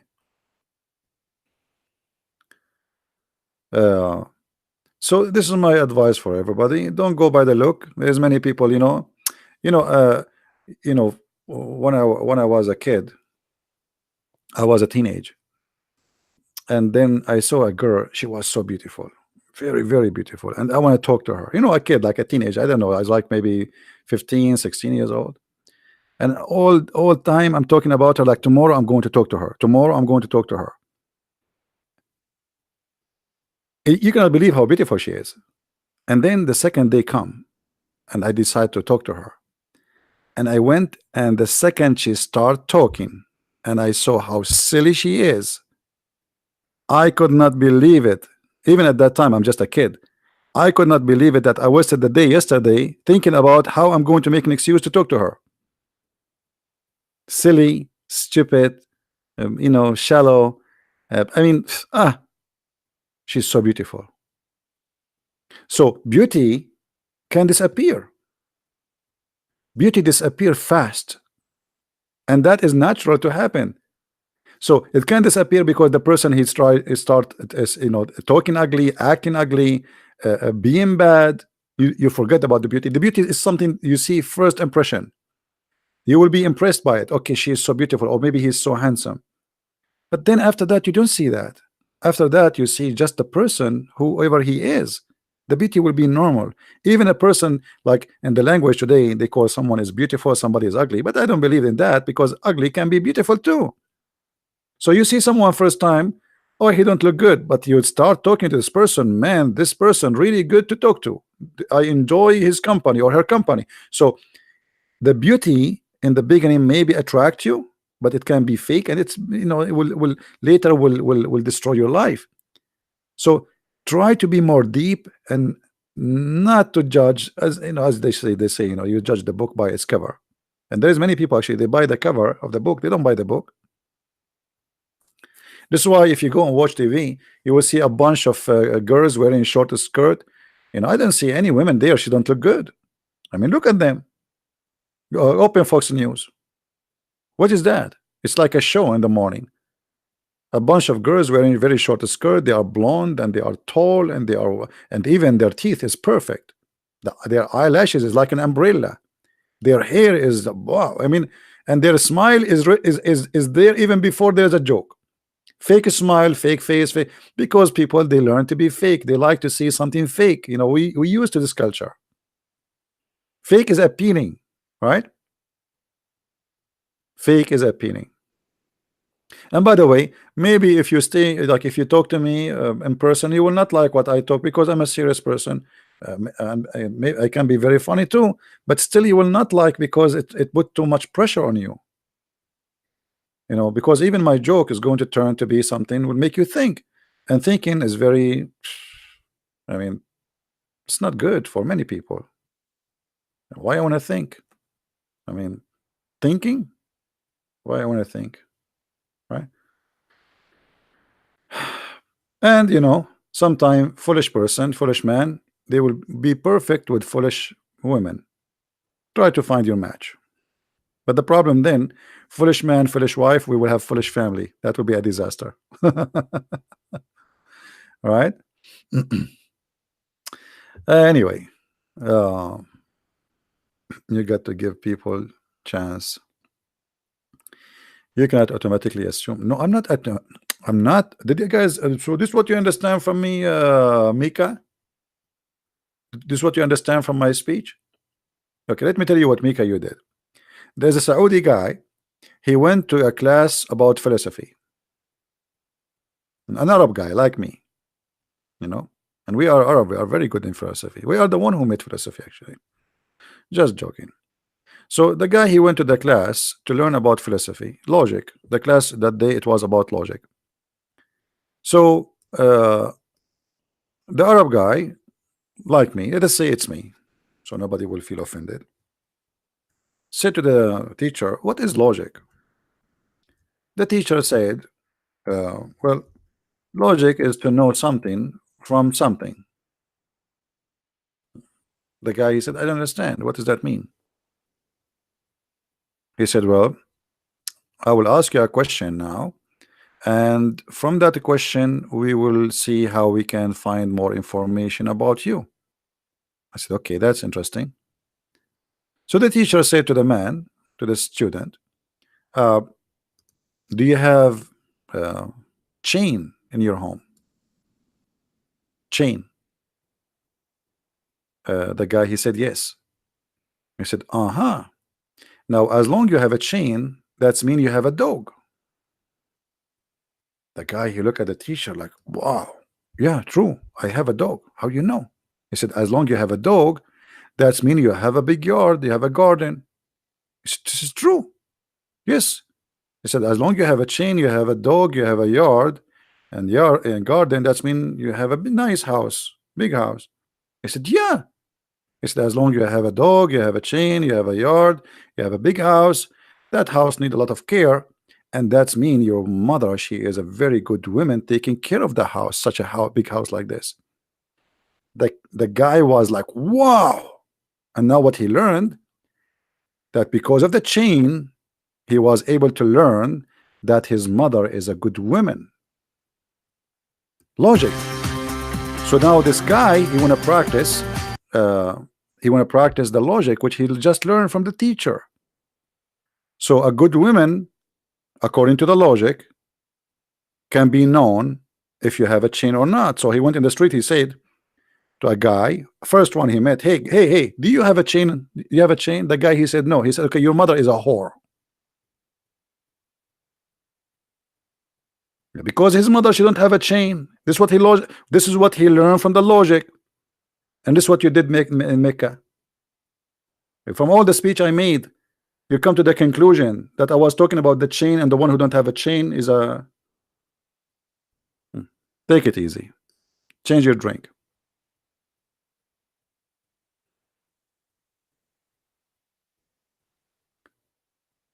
I don't know. It's you see, like, don't be shallow. You are not listening to me. You are not even listening. I'm trying to explain in details, and still you don't understand what I'm saying. So what I would say, what I will do. So now we go and say, okay, Christian Prince, he said, if you talk about the music, that means you are shallow. No, I did not say that. Talk about the music. Nothing wrong about the music. Why not? Don't be shallow.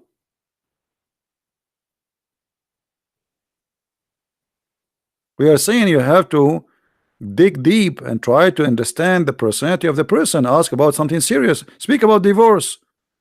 Speak about children. Speak about how family can work, and try to see really a serious opinion, not just trying to say something in front of you.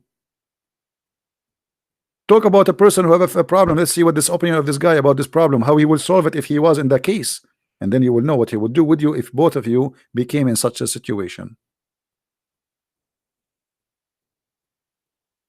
Right?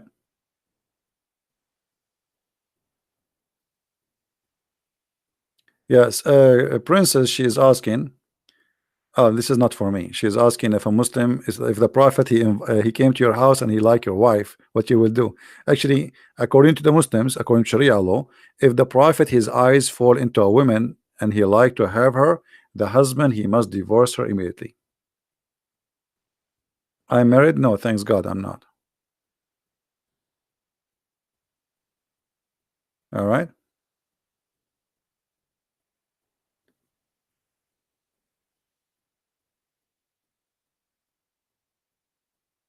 Jesus is a messenger before Abraham was.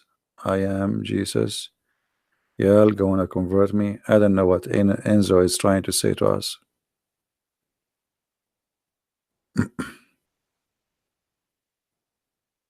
Yeah, I fear stupidity because there's no solution for stupidity. You see, there's ignorance and there's stupidity. Ignorance, we can fix it. Stupidity, we cannot. You know what I mean, guys? Like, for me, I am ignorant in English. As an example, I make a lot of mistakes in sometimes pronouncing or grammar, or I'm ignorant in English. That can be fixed. You can study more, practice, etc. They can be fixed. But stupid person, you cannot make him.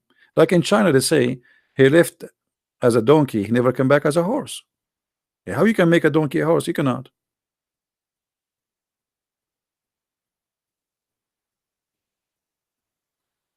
All right. Same time, there is something always you have to think about it seriously. Never ever have a relationship with someone is selfish. Someone is selfish. He will never love you. That's it. Selfish. Man or woman doesn't matter. He don't even love his parents. He don't even love his sister. He don't love the whole world. He love himself. Selfish person is the most disgusting human being ever you can be with. Never.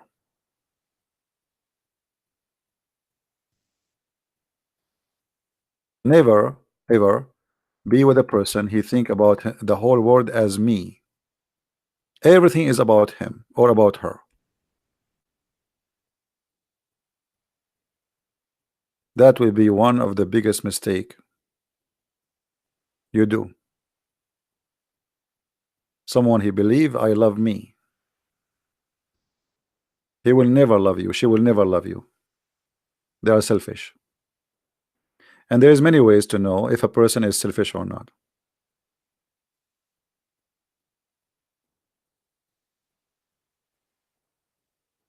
Right?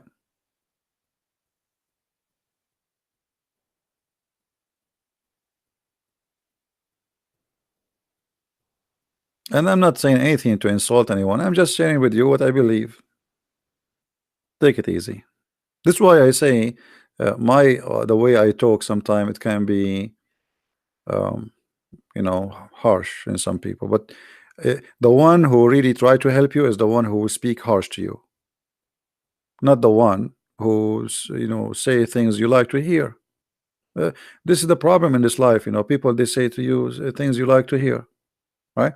It's like, imagine you dress nicely and you are going to a wedding party, okay, and you are wearing a nice suit. Then you met the first friend, the second friend, the third friend, and all of them they shake hands with you. How are you? But then you will go in the bathroom and you notice that there's a poop of a bird in your shoulder, and not even one of them told you that you have something there, or in your head. That's mean none of them is your friends, correct? If they care for you, they will tell you right away, hey, there's something wrong there, fix it. But they will not tell you because they don't care for you. Actually, they are trying to make you look bad, right? It's like two females. One of them, she is jealous from the other female. The other female, she is, let us say, she whatever, she have something special. So she asked her, do this dress look good in me? Because she hate you and that dress is ugly. She would say, it looks so wonderful, so good. But if she really care for you, she will say, this is bad dress, you don't look good in it, right? Why love CP and Jesus? Jesus is above. I don't know what does that mean. And why you want to love CP anyway? And I'm no one. How you can love me? I have nobody loves me anyway. You see, you don't even know what the word love. You are attracted to maybe me talking, saying things to you, funny, you laugh, etc. You enjoy. So you love things about me, but you don't love me because you do not know me. And there again, we have to be, don't be shallow. Don't be shallow. You love an actor because he is in that movie, sound good, like, I like you. But if you maybe if you sit with him for 5 minutes, you get disgusted, right? Anyway, and actually, this is my problem with people because I am honest with them. I say I speak my mind, and people don't like that. You have to be a hypocrite if you want to be liked by people. Um, the more you are a hypocrite, the more people like you.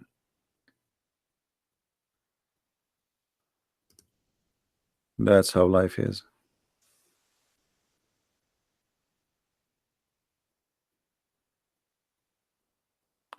Listening to the Queen speak.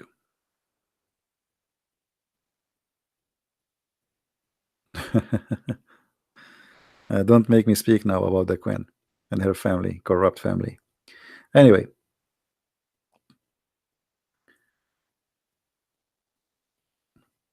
language for me is not really a problem because as long I can deliver my ideas, it's okay.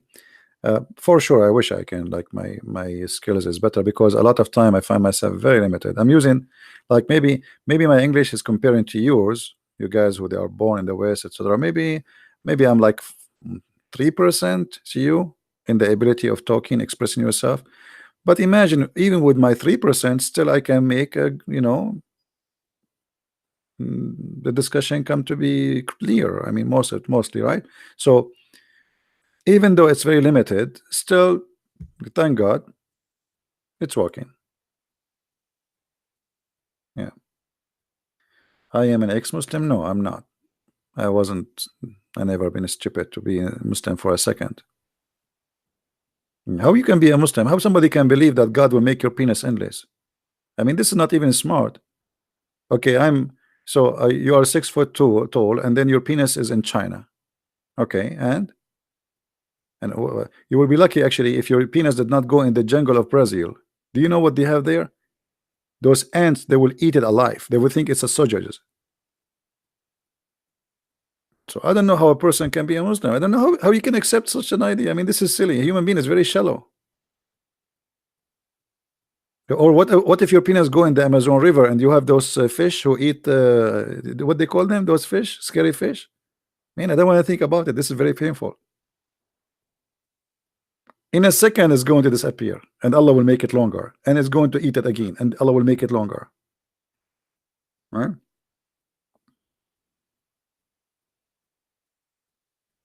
No, yeah, Parna, Piranha. I don't know what the name. I mean, yeah, especially in the movie, they make them like dangerous. I mean, the idea itself, and the women, her vagina is endless too. What is that? Is that the tunnel between France and England? Even that is like 2 hours. The vagina is endless. So what does that mean? Is that like what they call those space holes? You know, the space black hole. The vagina is endless. What is that? A black hole in the space? I mean, I don't know. It's this. So stupidity. How you can be a Muslim?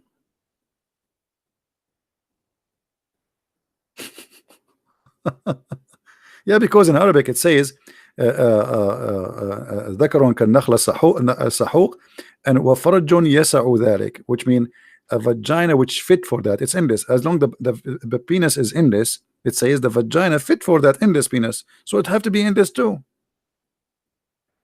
So endless vagina, endless penis.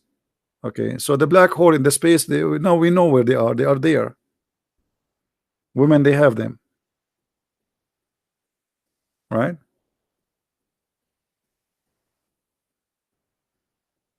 No, Allah is not about he love a human sexual. There's no Allah. This is Muhammad. He knew how corrupt a human being is, and he knew how the devil come to you always through the windows and doors. What do you like? You like food? You like sex? You like money? What do you want? Even if you like God, he will come to you through God. The devil, he always, isn't it the Messiah? He says to you, be aware of false prophet. They will come to you in the clothes of a sheep. This will come to who? To the Christians, because the Christians, they love God, right? So he will not come to them from the door of sex and etc. No, he will come to you from the door of God. He will dress as a sheep because you like the sheep. You know, it look decent, beautiful, honest. So he will dress as a sheep. So what the Messiah is saying, that's the Satan, he transform himself in the way you like. He can come to you in politics, like, you know, you go and vote for abortion, killing babies, you know, and they convince you that this is the right of every woman. I mean, what about a human being? So we defend the rights of animals from being killed, but we kill babies. So always the devil, he try to make what you will do acceptable, right? So he come to you from many doors, from many ways, or in many forms, and Islam is one of them. You know, the devil in Islam, you know, he tried to present himself that he's God, who wants you to believe in one God, and who wants you to be a better person, but in the same time, go and kill them wherever you find them, right? How you are God, and the black dog is the devil. I mean, you see, like, if you think about this story here,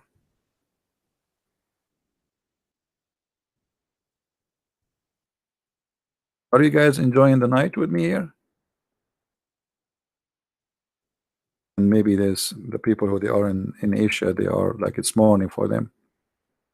You know, when Muhammad says, as an example, that the black dog is the devil, think about it. You know, try to be. I mean, maybe you are not used to think deeply, but try to think about it just beyond that. It's stupid to say that, right? It's more than stupid. This is something really serious. Because if I can make you believe to hate an animal because of his color, that's not only, this is not about stupid no more. This is about how dangerous this cult is. Because here you decided to kill your brain and to kill what God gave you as a gift, which is called logic. Use it. Think. And you decide to accept a person saying to you that the black dog is the devil. Why is the devil? Because it's black. Why is not the yellow dog? Or what about the red dog? What about the white dog? No. Only the black dog is the devil. So many of us, you know, you've been feeded some information during your lifetime, like the crusade are bad people, they are the devil, right? Because just the second you call the crusade, but the crusade, they were fighting back, they were not attacking, they were attacked. It was the Christians who were attacked, but on the schools always they attack the crusade. So you grow up the crusade is the devil. Same here, the black dog is the devil. You don't even want to think, you don't even want to search, you don't want to study. Okay, let us see how the black dog is the devil. Is that true? Is that possible? Or we just take things as people they say to us, just because somebody said something, and we take it, and this guy supposedly they call him prophet,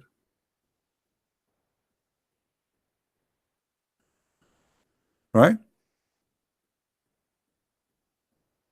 So many of us, we are victims of accepting what people says, and we take it as let us say a scale of life. The scale of life is what? Is what somebody said, and we don't want to think about it. Like somebody is a racist, he don't like black people, so he starts saying bad things about black people. But is that true? Well, there's black people, they are very good, and there's black people, they are bad. But this is the same for the white people too. So why we are saying the black people are not good then? That's not right. Same as we cannot say the white people are bad or good. So we have to say what is right. Here it's a mindset forced by religion, and then you block the idea of studying and researching to see if this is true, because the one who said that is a holy prophet. Do you believe in the black hole are real? I have no idea, my friend. I did not see one. If I go there one day, I will take a selfie, I will send it to you. All right? Like, they say, they claim, I don't know, maybe it's true, I don't know, maybe. But there's a question why they call it a black hole. They call it a black hole because simply they can see nothing. So how you can describe it if you can see nothing? You know what I mean? I don't know, for me it's not too much convincing as a always when they present to you even science, most of the science you have about the space is a theory. It's not really a science, most of it, for sure, not all of it, but theory is a theory until it's proven to be true. But in our culture today, sadly, if something coming from a scientist who work in NASA, that's it, it must be not, this is not a theory, it is science. That fact, no, all of science is based on theories. You see, when you wanna like I make a theory, I can pass and go to the space. That was a theory for a long time, and then I was able to do that. So the theory became right, that became true. So most of the science, the origin of it is a theory. How we can let us find out how this works. It's a practice. So when they speak about something, they did not go there, did not really practice it or see it or go inside it, then until that day we cannot confirm to be true or not. And I don't know if you understand my logic or not. Holes are always dark. Not necessarily. You see, again, the color can be fooling us. You see, one thing about the colors is deceiving, by the way. I don't know if you study colors. When you see somebody is white, doesn't mean he's white. Actually, he's black. Because white is the color your body reflect. Usually, it's a color you don't have. So if you see something red, that's mean he is not red, or the color is not really red. He is not painted by red. He's painted by a color. Suck all the colors, reflect that one. So always we are being deceived by knowledge about colors or what we see around us. And seeing not always is true. Seeing can be deceiving. All of you, you know something is called mirage, right? If you drive in the desert, you see you see water. You know, you see really your eyes showing you water. You see it all the way. You drive in the street, you see water, but there's no water. So sometimes seeing can be deceiving, right?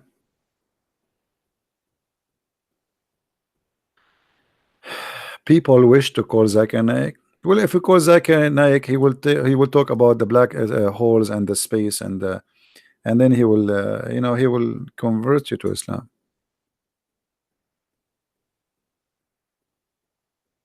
Yeah. Doesn't the Quran say free slaves? This is a good question. No, the Quran doesn't say really free slave to free them. The Quran says it's a penalty. Let me explain to you. What do you like most of your property? What the Arab like most of their property? They're slaves. So I will make you free a slave if you do this. If you break the law of Allah. If you kill a Muslim. So this was a penalty, not a reward for the slave. Do you understand what I'm saying? Guys, do you understand me? Like I say to you, if you cross and the light was red, I will force you to free a slave. So I'm not saying free slaves for the sake of the slaves. I'm saying free the slave for the sake of enforcing the law which you hate.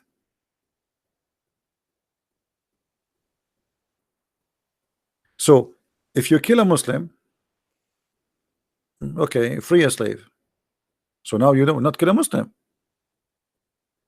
But that is a dangerous too, because you free a slave, we capture them again. There's many hadith of Muhammad about people they free slaves and Muhammad he slave them again, right? Sahih Bukhari is full of them. So what the point of freeing a slave and then you will bring more slaves? Muhammad he did not abolish the slavery war. You know, he approved it. The Quran says even you can reap them.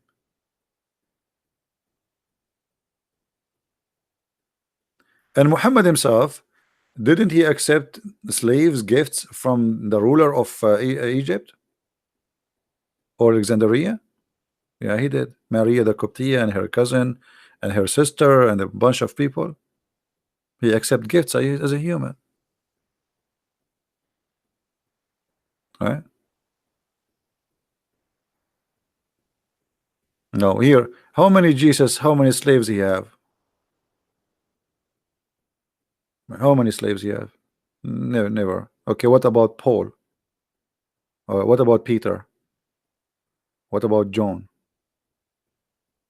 All the Messiah and his apostle, none of them have slaves. All in Islam, Muhammad and his companion, all of them they own slaves and by thousands. So if Islam is against slavery, then okay, why they have slaves then? We attack the enemies, we take their women, we kill the men, we take the children, we divide the children between us as slaves, and then they give us lecture about we are against slavery.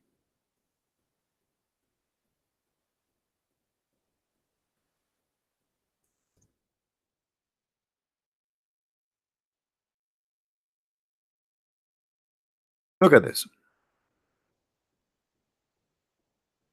I heard that Allah Messenger, I heard Atiyah, etc., etc., were presented to the Allah Messenger in the day of Qurayd. Those who have a pubic hair had a growing will be killed. So now Muhammad attacked this tribe, they are Jews. He make the men strip and the children too, And any child he have little hair around his pubic area, he will be slaughtered. Do you see it? And the rest, they made them slaves. You see here, they says, let us go to be alive, not to go to be free.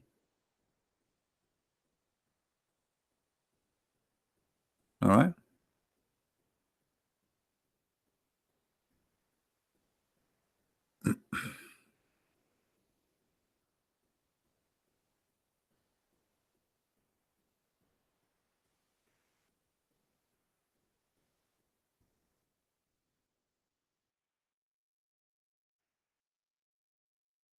Let's see if we can find different hadith. Anyway, I think we have enough for today. So guys, did you learn something good? I hope people will download the video because we are not going to keep it long in my page.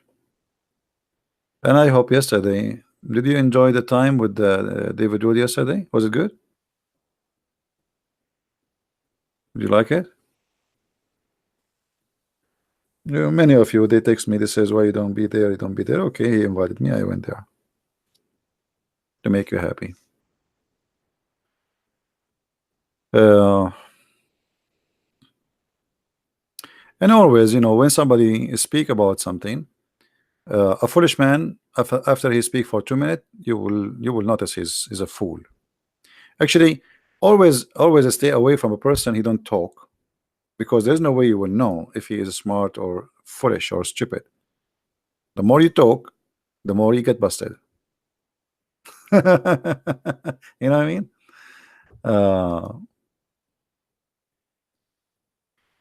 عنده عمى ألوان شنو عمى ألوان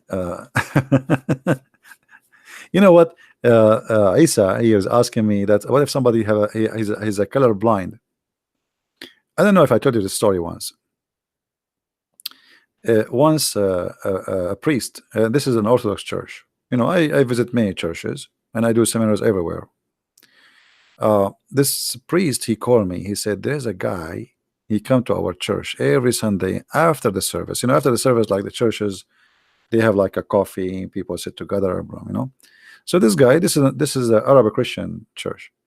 This guy is an atheist. He come to the church and he start making fun of those nice Christians, and they are not rude, you know, they don't know what to do with him. So the priest, he said, you know, there's a guy, he come, and I know that nobody really can deal with him as you do. But can you come next weekend? I said, well, I will be busy, but just to help you, no problem.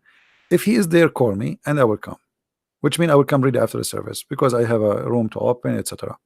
So anyway, he called me, he said the guy is there. So I went, and he did not talk in the beginning, he did not say anything. And then suddenly he said, you Christians are really funny. You want to convince me that Jesus, he put some mud in the eye of somebody and he made him see? And imagine he's saying that in a church. I mean, not inside the church, I mean in the building, like where they drink coffee and tea. And those Christians, they are nice people, they don't you know, they are not rude. So I said to him, I was waiting for him to talk, you know, I'm there just for him, but he have no idea. So I said, okay, well, can you tell me what do you do for a living? Because before they told me he's an eye doctor. That's why I asked him, can you tell me, you know, I know he's an eye, you know. He said, okay. He said, I am an eye doctor. Why?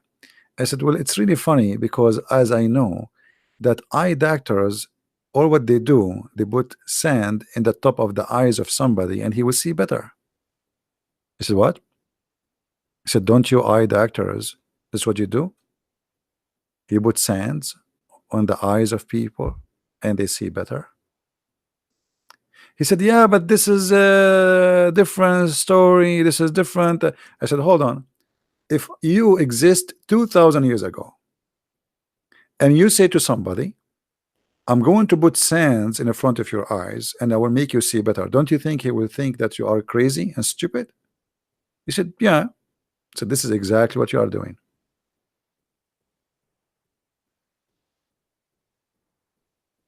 and he look around him, um, hmm, and you see the silence. The people are quiet, waiting for him what he will say. You know, uh, he said, "Yeah, actually, you are right. Like he will accuse me to be stupid and crazy." I said, "And you are." And since then, he never come to the church. He called the priest. He says, "That guy who was then there, is he there? Is he coming? Is he still coming to the church?" He's not coming no more. He called the priest. He said, "This guy is still come. Is still he coming? Is there? He's coming." You know? Yeah. No, he's not. He's a atheist. He's an atheist. Yeah. But I mean, the logic. You can use your logic, but sometimes always you have to use the logic of the person to get him busted. We as a Christian, when we talk to people, we use our logic.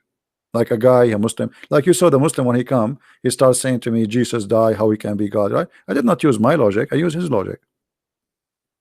Use their logic, you will torture them.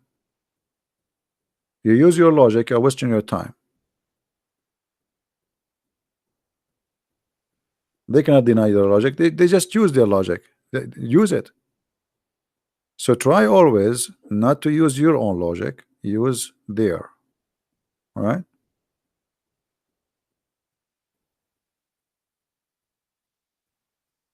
Yeah, and I was nice. The priest, he asked me to be very. I mean, he told me, please, I want you to get him busted, but be nice. We are Christians.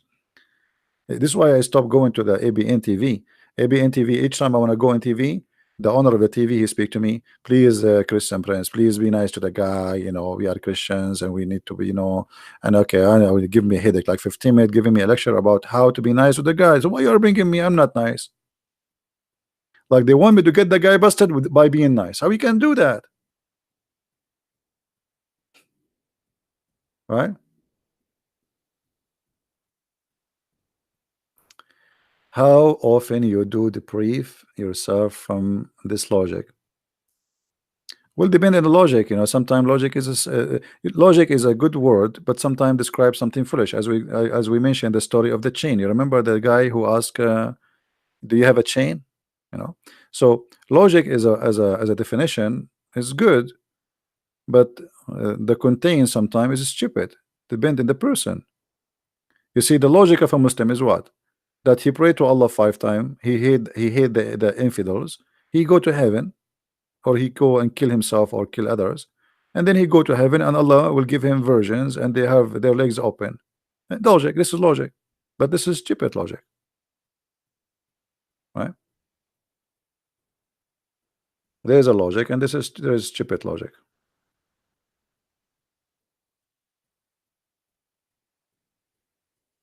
Everybody have his own logic in life.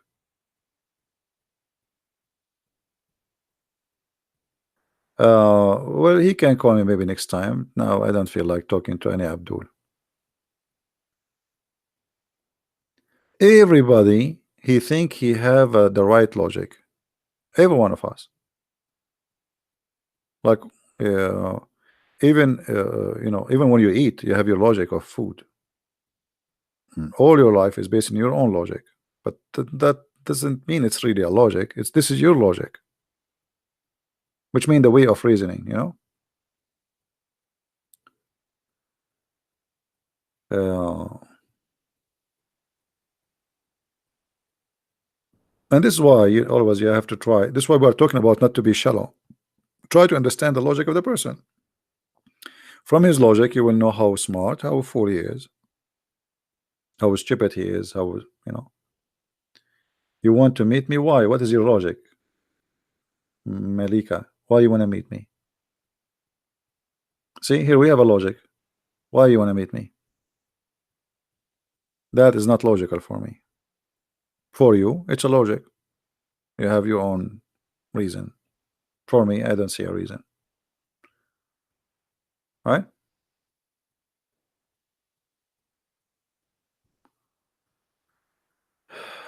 House been okay. House explain 355. Maybe later, we can. Today we have like a long topic and we are done. Um, thank you, Diana.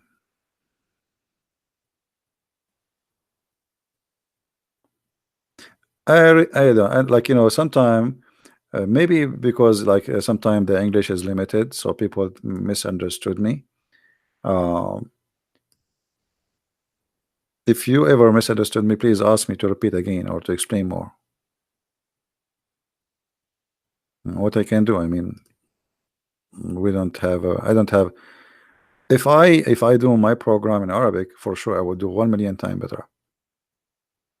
Actually, there was a Arabic rooms. They asked me not to speak. Chat rooms. They said to me, we talk. They run away. The Muslim they run away because in Arabic I'm like 100 times more powerful. It's my first language. In English, you find yourself very much limited. Very much actually.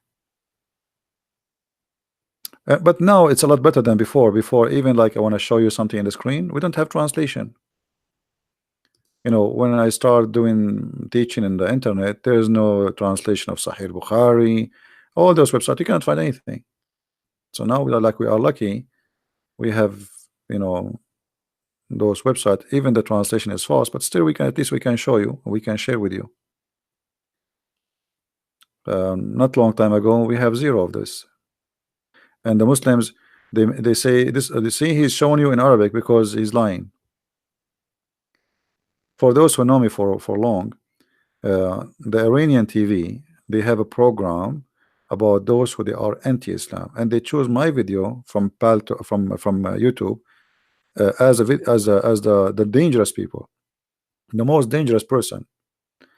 If you watch that video, you will see I was even recording the computer with my camcorder. Those old camcorder camera. So I'm holding the camera in my hand. Imagine, and I have the screen in front of me. I'm reading in Arabic, and then I'm recording, and then I have to load the video in the computer, and then after that I have to like do the recording to make it a file to be uploaded in YouTube. And then after that, the internet is the most horrible internet. For those who do not know, I don't know how old are you guys, but in the beginning when we have internet, it was the most horrible thing. It's so slow. It worked by the phone. Sometimes even the phone don't go through. You have to dial a number. I don't know how many of you remember those days. Do you guys remember? Not like now. You have a very fast internet. You have the Wi-Fi. You have the this is before cell phone. So it was really hard. It take forever to load 5-minute videos. It's like a surgery. Yeah, dial up. You dial up. Oh, the number is busy, or your modem is stuck. Your modem is stuck. Your modem cannot go. So it was really horrible. So now, like you can. I mean, we have different world today.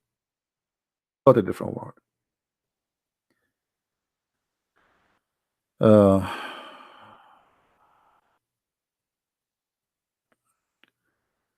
Okay, Emax, thank you. Yeah, but most of people know, like now, maybe don't remember those old days. How it used to be. So anyway, like to make a video before, it used to be really hard, very hard. Not like now. I can share with you on the screen, and I go live. We can't compare. We can't compare. Life is so different from before. And this is the funny thing about today, by the way. If you ask a woman today, she said to you, "Oh, today I'm tired. I did laundry." Don't they say that? What laundry? You don't do laundry. You put the clothes in the machine, you push the button, and then the clothes come out. Not only they are ready, they are dry.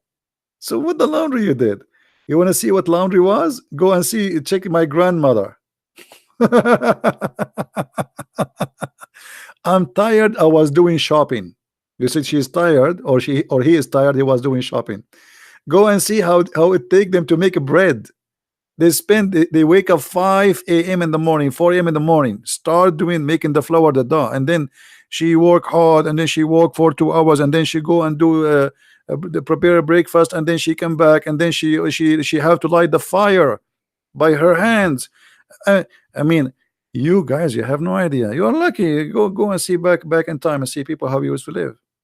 All right, But now they complain from doing laundry. It is, we push the bomb and then the clothes come ready. And then what we are tired from? Because we put them in the drawer. This is the tiring thing. We put them in the drawer. I mean, this is very tiring, right?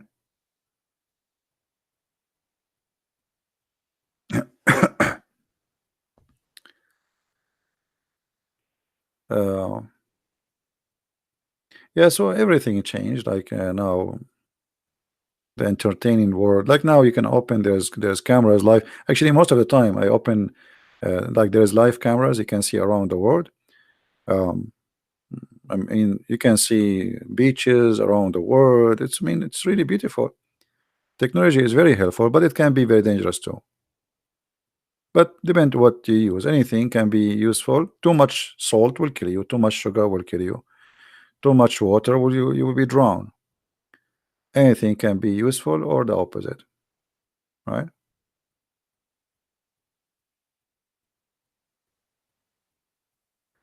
لقد كنت عبدولا. I like your Abdulan language, my friend. Isa, he's saying he was Abdul and now he is not no more. So he is an ex-Muslim. He's saying to me in Arabic. He's saying قد كنت عبدولا وقد تحررت من الإسلام. I was Abdul. تحسنت وشفيت من مرض الإسلام. I was Abdul. This is what he's saying in Arabic, Isa.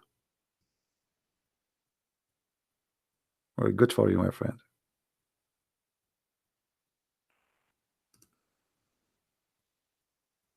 Me, myself, I never was Abdul. Did I tell you the story about the Abdul guy in Philippines? I think I did. But I don't know how many of you heard it before. I was in the elevator speaking in Arabic in the phone in the Philippines. When you go in the elevator, you lose connection, right? So I lost connection, and the guy, he took it as an opportunity to say to me, to greet me. So he said, Assalamu alaikum. He's an Abdul. He's a Muslim. So I answered him. He said, Wa alaikum assalam, Abdul. The guy, he looked at me. He says, MashaAllah, how you know my name? MashaAllah, how you know my name? I said, what? Oh, no. All of you Abdul for me. It was a very funny moment. I mean, imagine if you are with me and this guy, he said to me, he thought I'm a Muslim because I speak Arabic. He heard me speaking Arabic. He don't speak Arabic himself. He's a Filipino, but he heard me speaking Arabic, and he knew how the Arabic sound like. So he said, Assalamu alaikum. I said, Wa alaikum assalam, Abdul. He said, oh, mashallah, how you know I am Abdul? Like he's looking at me, and you should see his eyes. His eyes like became like wide, like a garage open. He was like, wow, how you know my name? That was a good one. Anyway, I actually, this guy, I took him to the yard back here, like like a garden parking, park, sorry. Like we were going up, and then he said to me, so you are a Muslim? I said, no, I am not. Sure not. That's not good. So we start talking. He said, why not? It's good to be a Muslim. I said, do you want to show you? I said, sure. So we, instead of going up, we stopped the elevator and we went down. We went to the park. I sat with him for some time, and he keeps saying, there's no way in the Quran it says that. There's no way it says. He have a Quran with him. He sounds like a very religious. Anyway, he said he will ask his scholar, and he will come back to me about what he heard from me. After a while, I saw him in the mall, and he have a wife. She's wearing a burqa with him, totally burqa. She saw nothing, her hands covered. He looked at me. He's saying like, he's he making a move with his mouth, his eyes, which means don't talk to me. He was afraid in front of his wife to talk to me. So I did not talk to him. Like, don't talk to me, right? All right. Wa alaikum assalam, Abdul.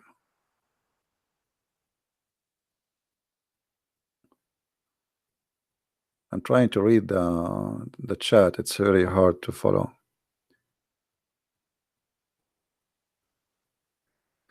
I hope your book will be translated to Basha, Indonesia. As I know, some people are translating, but people they say I don't know if it's true or not. We will see. I mean, how much they are doing, I don't know. You wish you could talk to me. Everybody is welcome to talk to me, but I talk in private only if there is something important. Otherwise, I will spend the day talking to people. So if there's something important, um, you can text me only if something important. All right. Malika, you want to be my friend? All of you are my friends. Why? Are you my enemy? Guys, what is this about? All of you are my friends. Why not? Actually, I have many of you. I consider them the same as a family for me because I spend time with you more than I spend time with anyone. How many hours I'm here? So I wish really I can meet all of you. It would be fun. I don't know how many of you hate me, but I don't blame you. I hate me too. Yeah. Uh, but sometimes it's good, But by the way, you might meet me one day because my voice is hard extremely it's hard to hide. The second I talk, if you listen to me before, you will know that's just me. I told you once I was in the Philippines too. I was in a coffee shop. There was a guy reading the Bible and he's taking notes. So I said, okay, this is a Christian guy. Let's talk to him. Um, so I asked him what he is studying, etc. And then he says to me, I know you. And I was looking at him, how this guy he know me? In the beginning, I thought maybe he saw me in a seminar or something. He said, no, no, I know you. I said, I don't think we met before. He said, no, no, no, I know you. I know you. And then after thinking, he said to me, are you Christian Prince? Star? Are you? Yeah. So if you meet me ever, you will know me from my voice. I cannot hide my voice. Maybe you will meet a million people, you will not find somebody have the same. It's different. Can be recognized easy. You protect me. Oh, that's good. Actually, before I was seeking protection, now I'm safe. Yeah, thank you, all of you. Thank you. Yeah, sometimes actually I don't go and argument because I don't want to. You will be known in a second. Once I was doing a seminar, they did not announce that it's Christian Prince. They announced that a Christian from the Middle East, etc. They don't say Christian Prince. And then after I finished, two girls they came, and one of them she get like the other one she's trying to push her to talk to me. So I said, okay, people are shaking hands with me after a seminar. So I said, how I can help you? You want something? She said, yeah, I have a question. Are you Christian Prince? And then I said, yeah. The other one, she said, see, I told you, this is him. This is him. But once a guy he thought I am, he said to me, uh, are you Sam Shamoun? I said, did you see Sam Shamoun? He said, I said, what? Did you see how Sam Shamoun looked like? I said, I don't remember. I said, do I look like Sam Shamoun?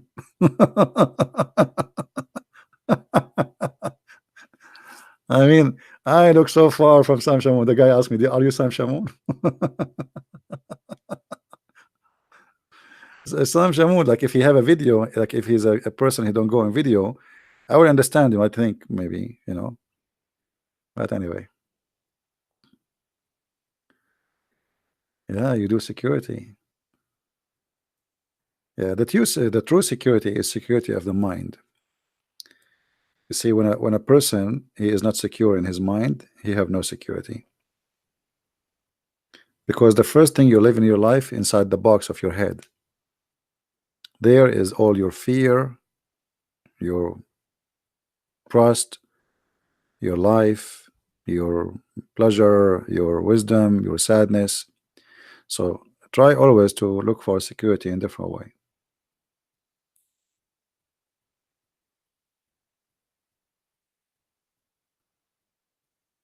So do we have any Muslim want to say anything?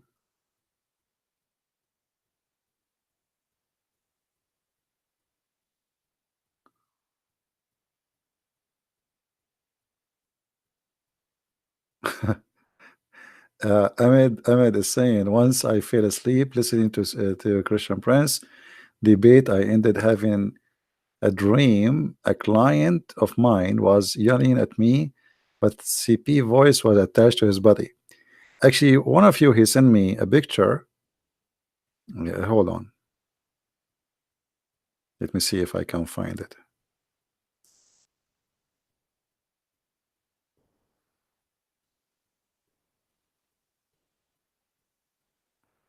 Sometimes things are funny. I don't know if I deleted. Somebody he have his car license plate. It says 007 CP. Where is the picture? I think I deleted maybe. Yeah, I think I deleted. No, I have it. Here we go. CP. Oh boy. I'm not going to show all the number. I don't know who this guy is, but this is part of the number because there's letters. I don't want to show all the letters.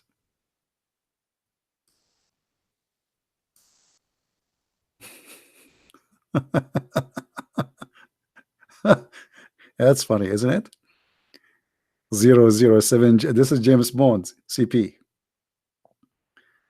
Yeah. I don't know even what country is that.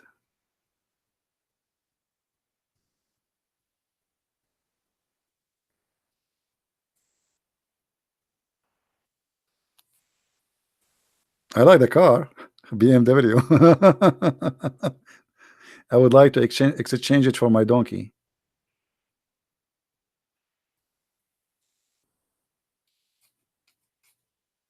Yeah, 007 CP.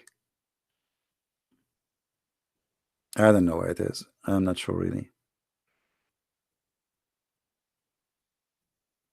Anyway, guys, I think we have enough for today, and feel free to download the video. You can cut it pieces, the part we are talking about marriage, etc., for those who like to help us, and especially the part where it says that Muslim men, they can rent you, as a female.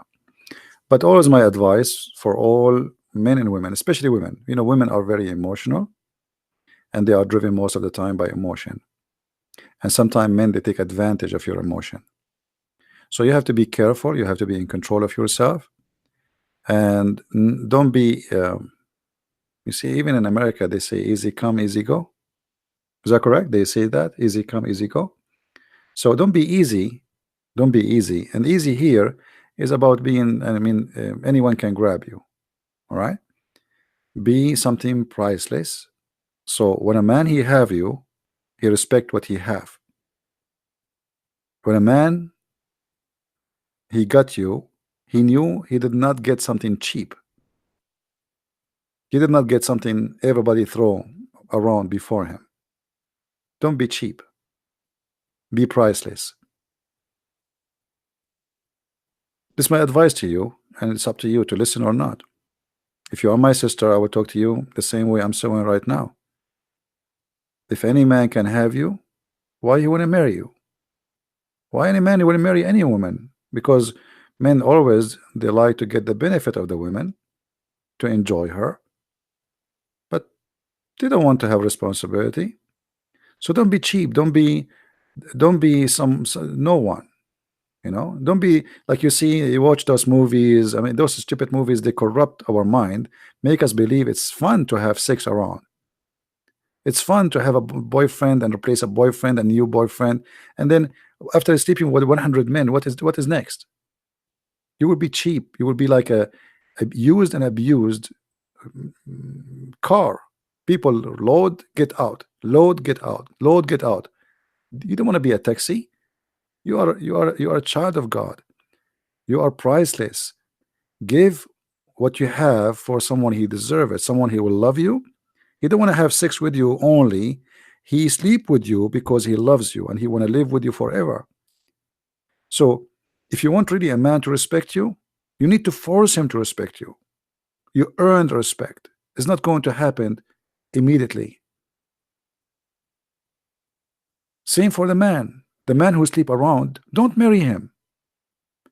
The man who sleep with you because you have a nice body, he will leave you tomorrow because someone else have nicer body. Do you understand me? I'm just being honest with you. If this is the reason he is with you, for the same reason he will leave you.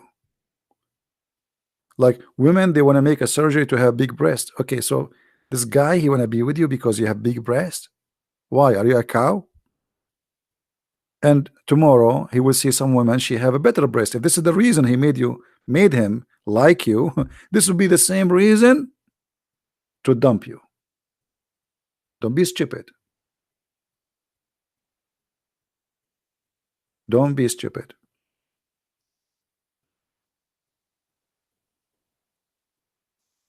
This is why I say always try to see someone who loves you, for things will grow, not things will shrink. Your beauty will shrink. Like somebody is proud, I have a nice body. I just saw somebody in the text saying that I have a nice body. Well, your body will not be nice. Just wait. The older you get, the faster you notice how much maintenance you need. You will carry a bag of medicine with you even if you want to go to the bathroom.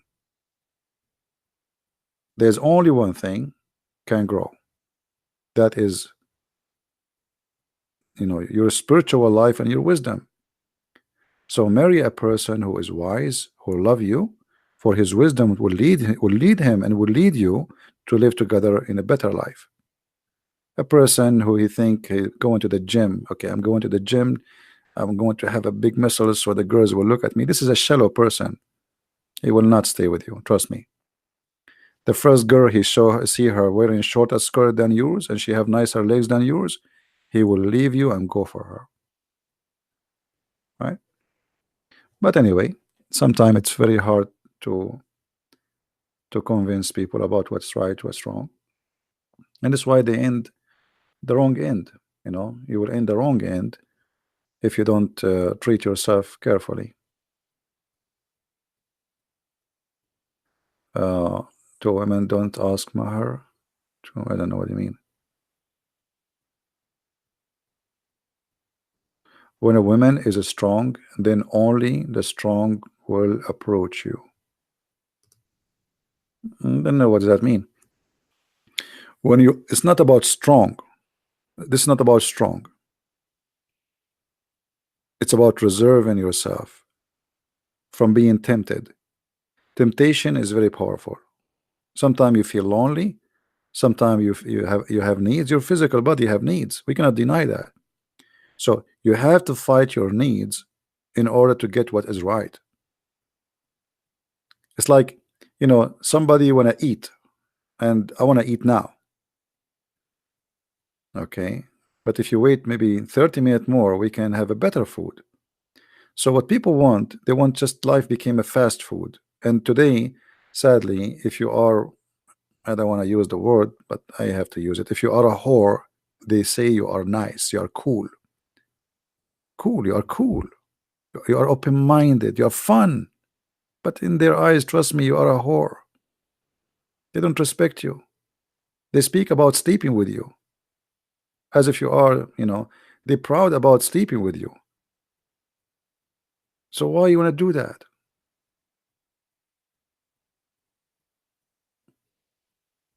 You know what I mean?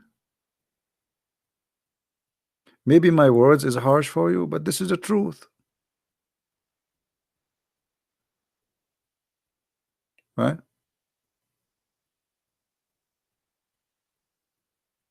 Look at the comments, guys. Look, people, they don't listen. I have a nice body. Okay.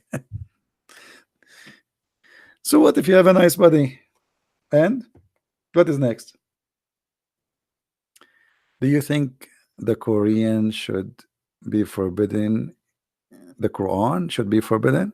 Well, I don't know what it should be forbidden, but you cannot forbid a book because it's impossible to forbid a book, first of all. Like the Muslims, they forbid my books, but my books is there. They forbid my videos, but my people hear me. So it's not forbidding the book will solve the problem. it is speaking to the mind of people so they will not believe in it. This is more powerful. Otherwise, if you forbid something, sometimes forbidding something make it more attractive. You know what I mean? To fight drugs is not just by saying I'm going to go after drug dealers, but if you make people don't buy it, if you convince them not to buy it, then nobody will import drugs. Is that correct? Why there's drug dealers? If nobody buy, there's no drug dealers. Is that correct? Okay. Well, so the best solution is make people more aware of the danger of drugs, and they will not buy it. Then nobody can sell it. Then even if you bring drugs and put it in the street, nobody will take it. As simple as that. So people always fight things in the wrong way. Like I fight it, so I force my law, like in Saudi Arabia, you know, you cannot have sex without contract, or supposedly, which is a prostitution anyway. But people, they do, and the more you force it, the more they do it. It is the most corrupt country ever. Everything happening there. I remember the story of the limousine company. You call the limousine car. If you are a female, they send you a male from Al Bosnia to sleep with you in the back seat. If you are a male, they send you a female from Al Bosnia or from poor countries in the east of Europe, Muslim countries, and you know, it's a limousine in the car. You know, nobody drink alcohol more than them. Every year, hundreds of people die there because they drink perfume. Imagine perfume. So here we go. Alcohol is forbidden. But is it really forbidden? It's not. It became more attractive. So forbidding things will not solve a problem, right? It's not really what make life better.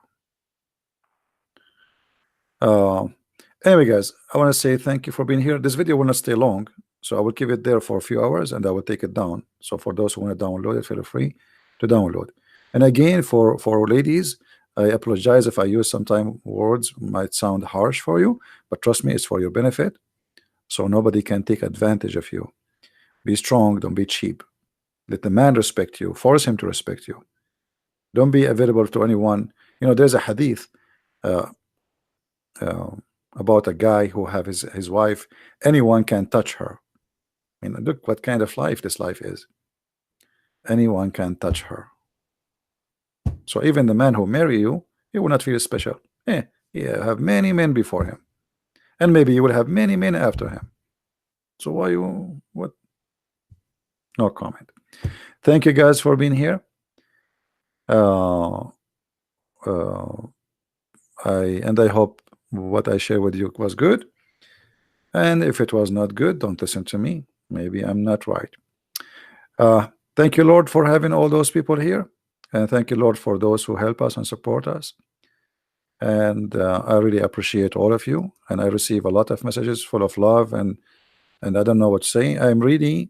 I feel bad because I cannot respond to you, but I apologize. Really, it's too many, and I cannot really answer everybody. I prefer to come here, you know, because English is not my first language too. So sending back emails, like some of you send me wrong email. For me, if I send you an email, I would say thank you for your kind words, or you know, it's not easy for me to type back. So you want to talk to me here in the chat. I will answer you. I will be happy to give you the time you deserve. So with this, I want to say thank you, guys. May the Lord bless you, and until we see you soon again, Christ is Lord and Islam is false.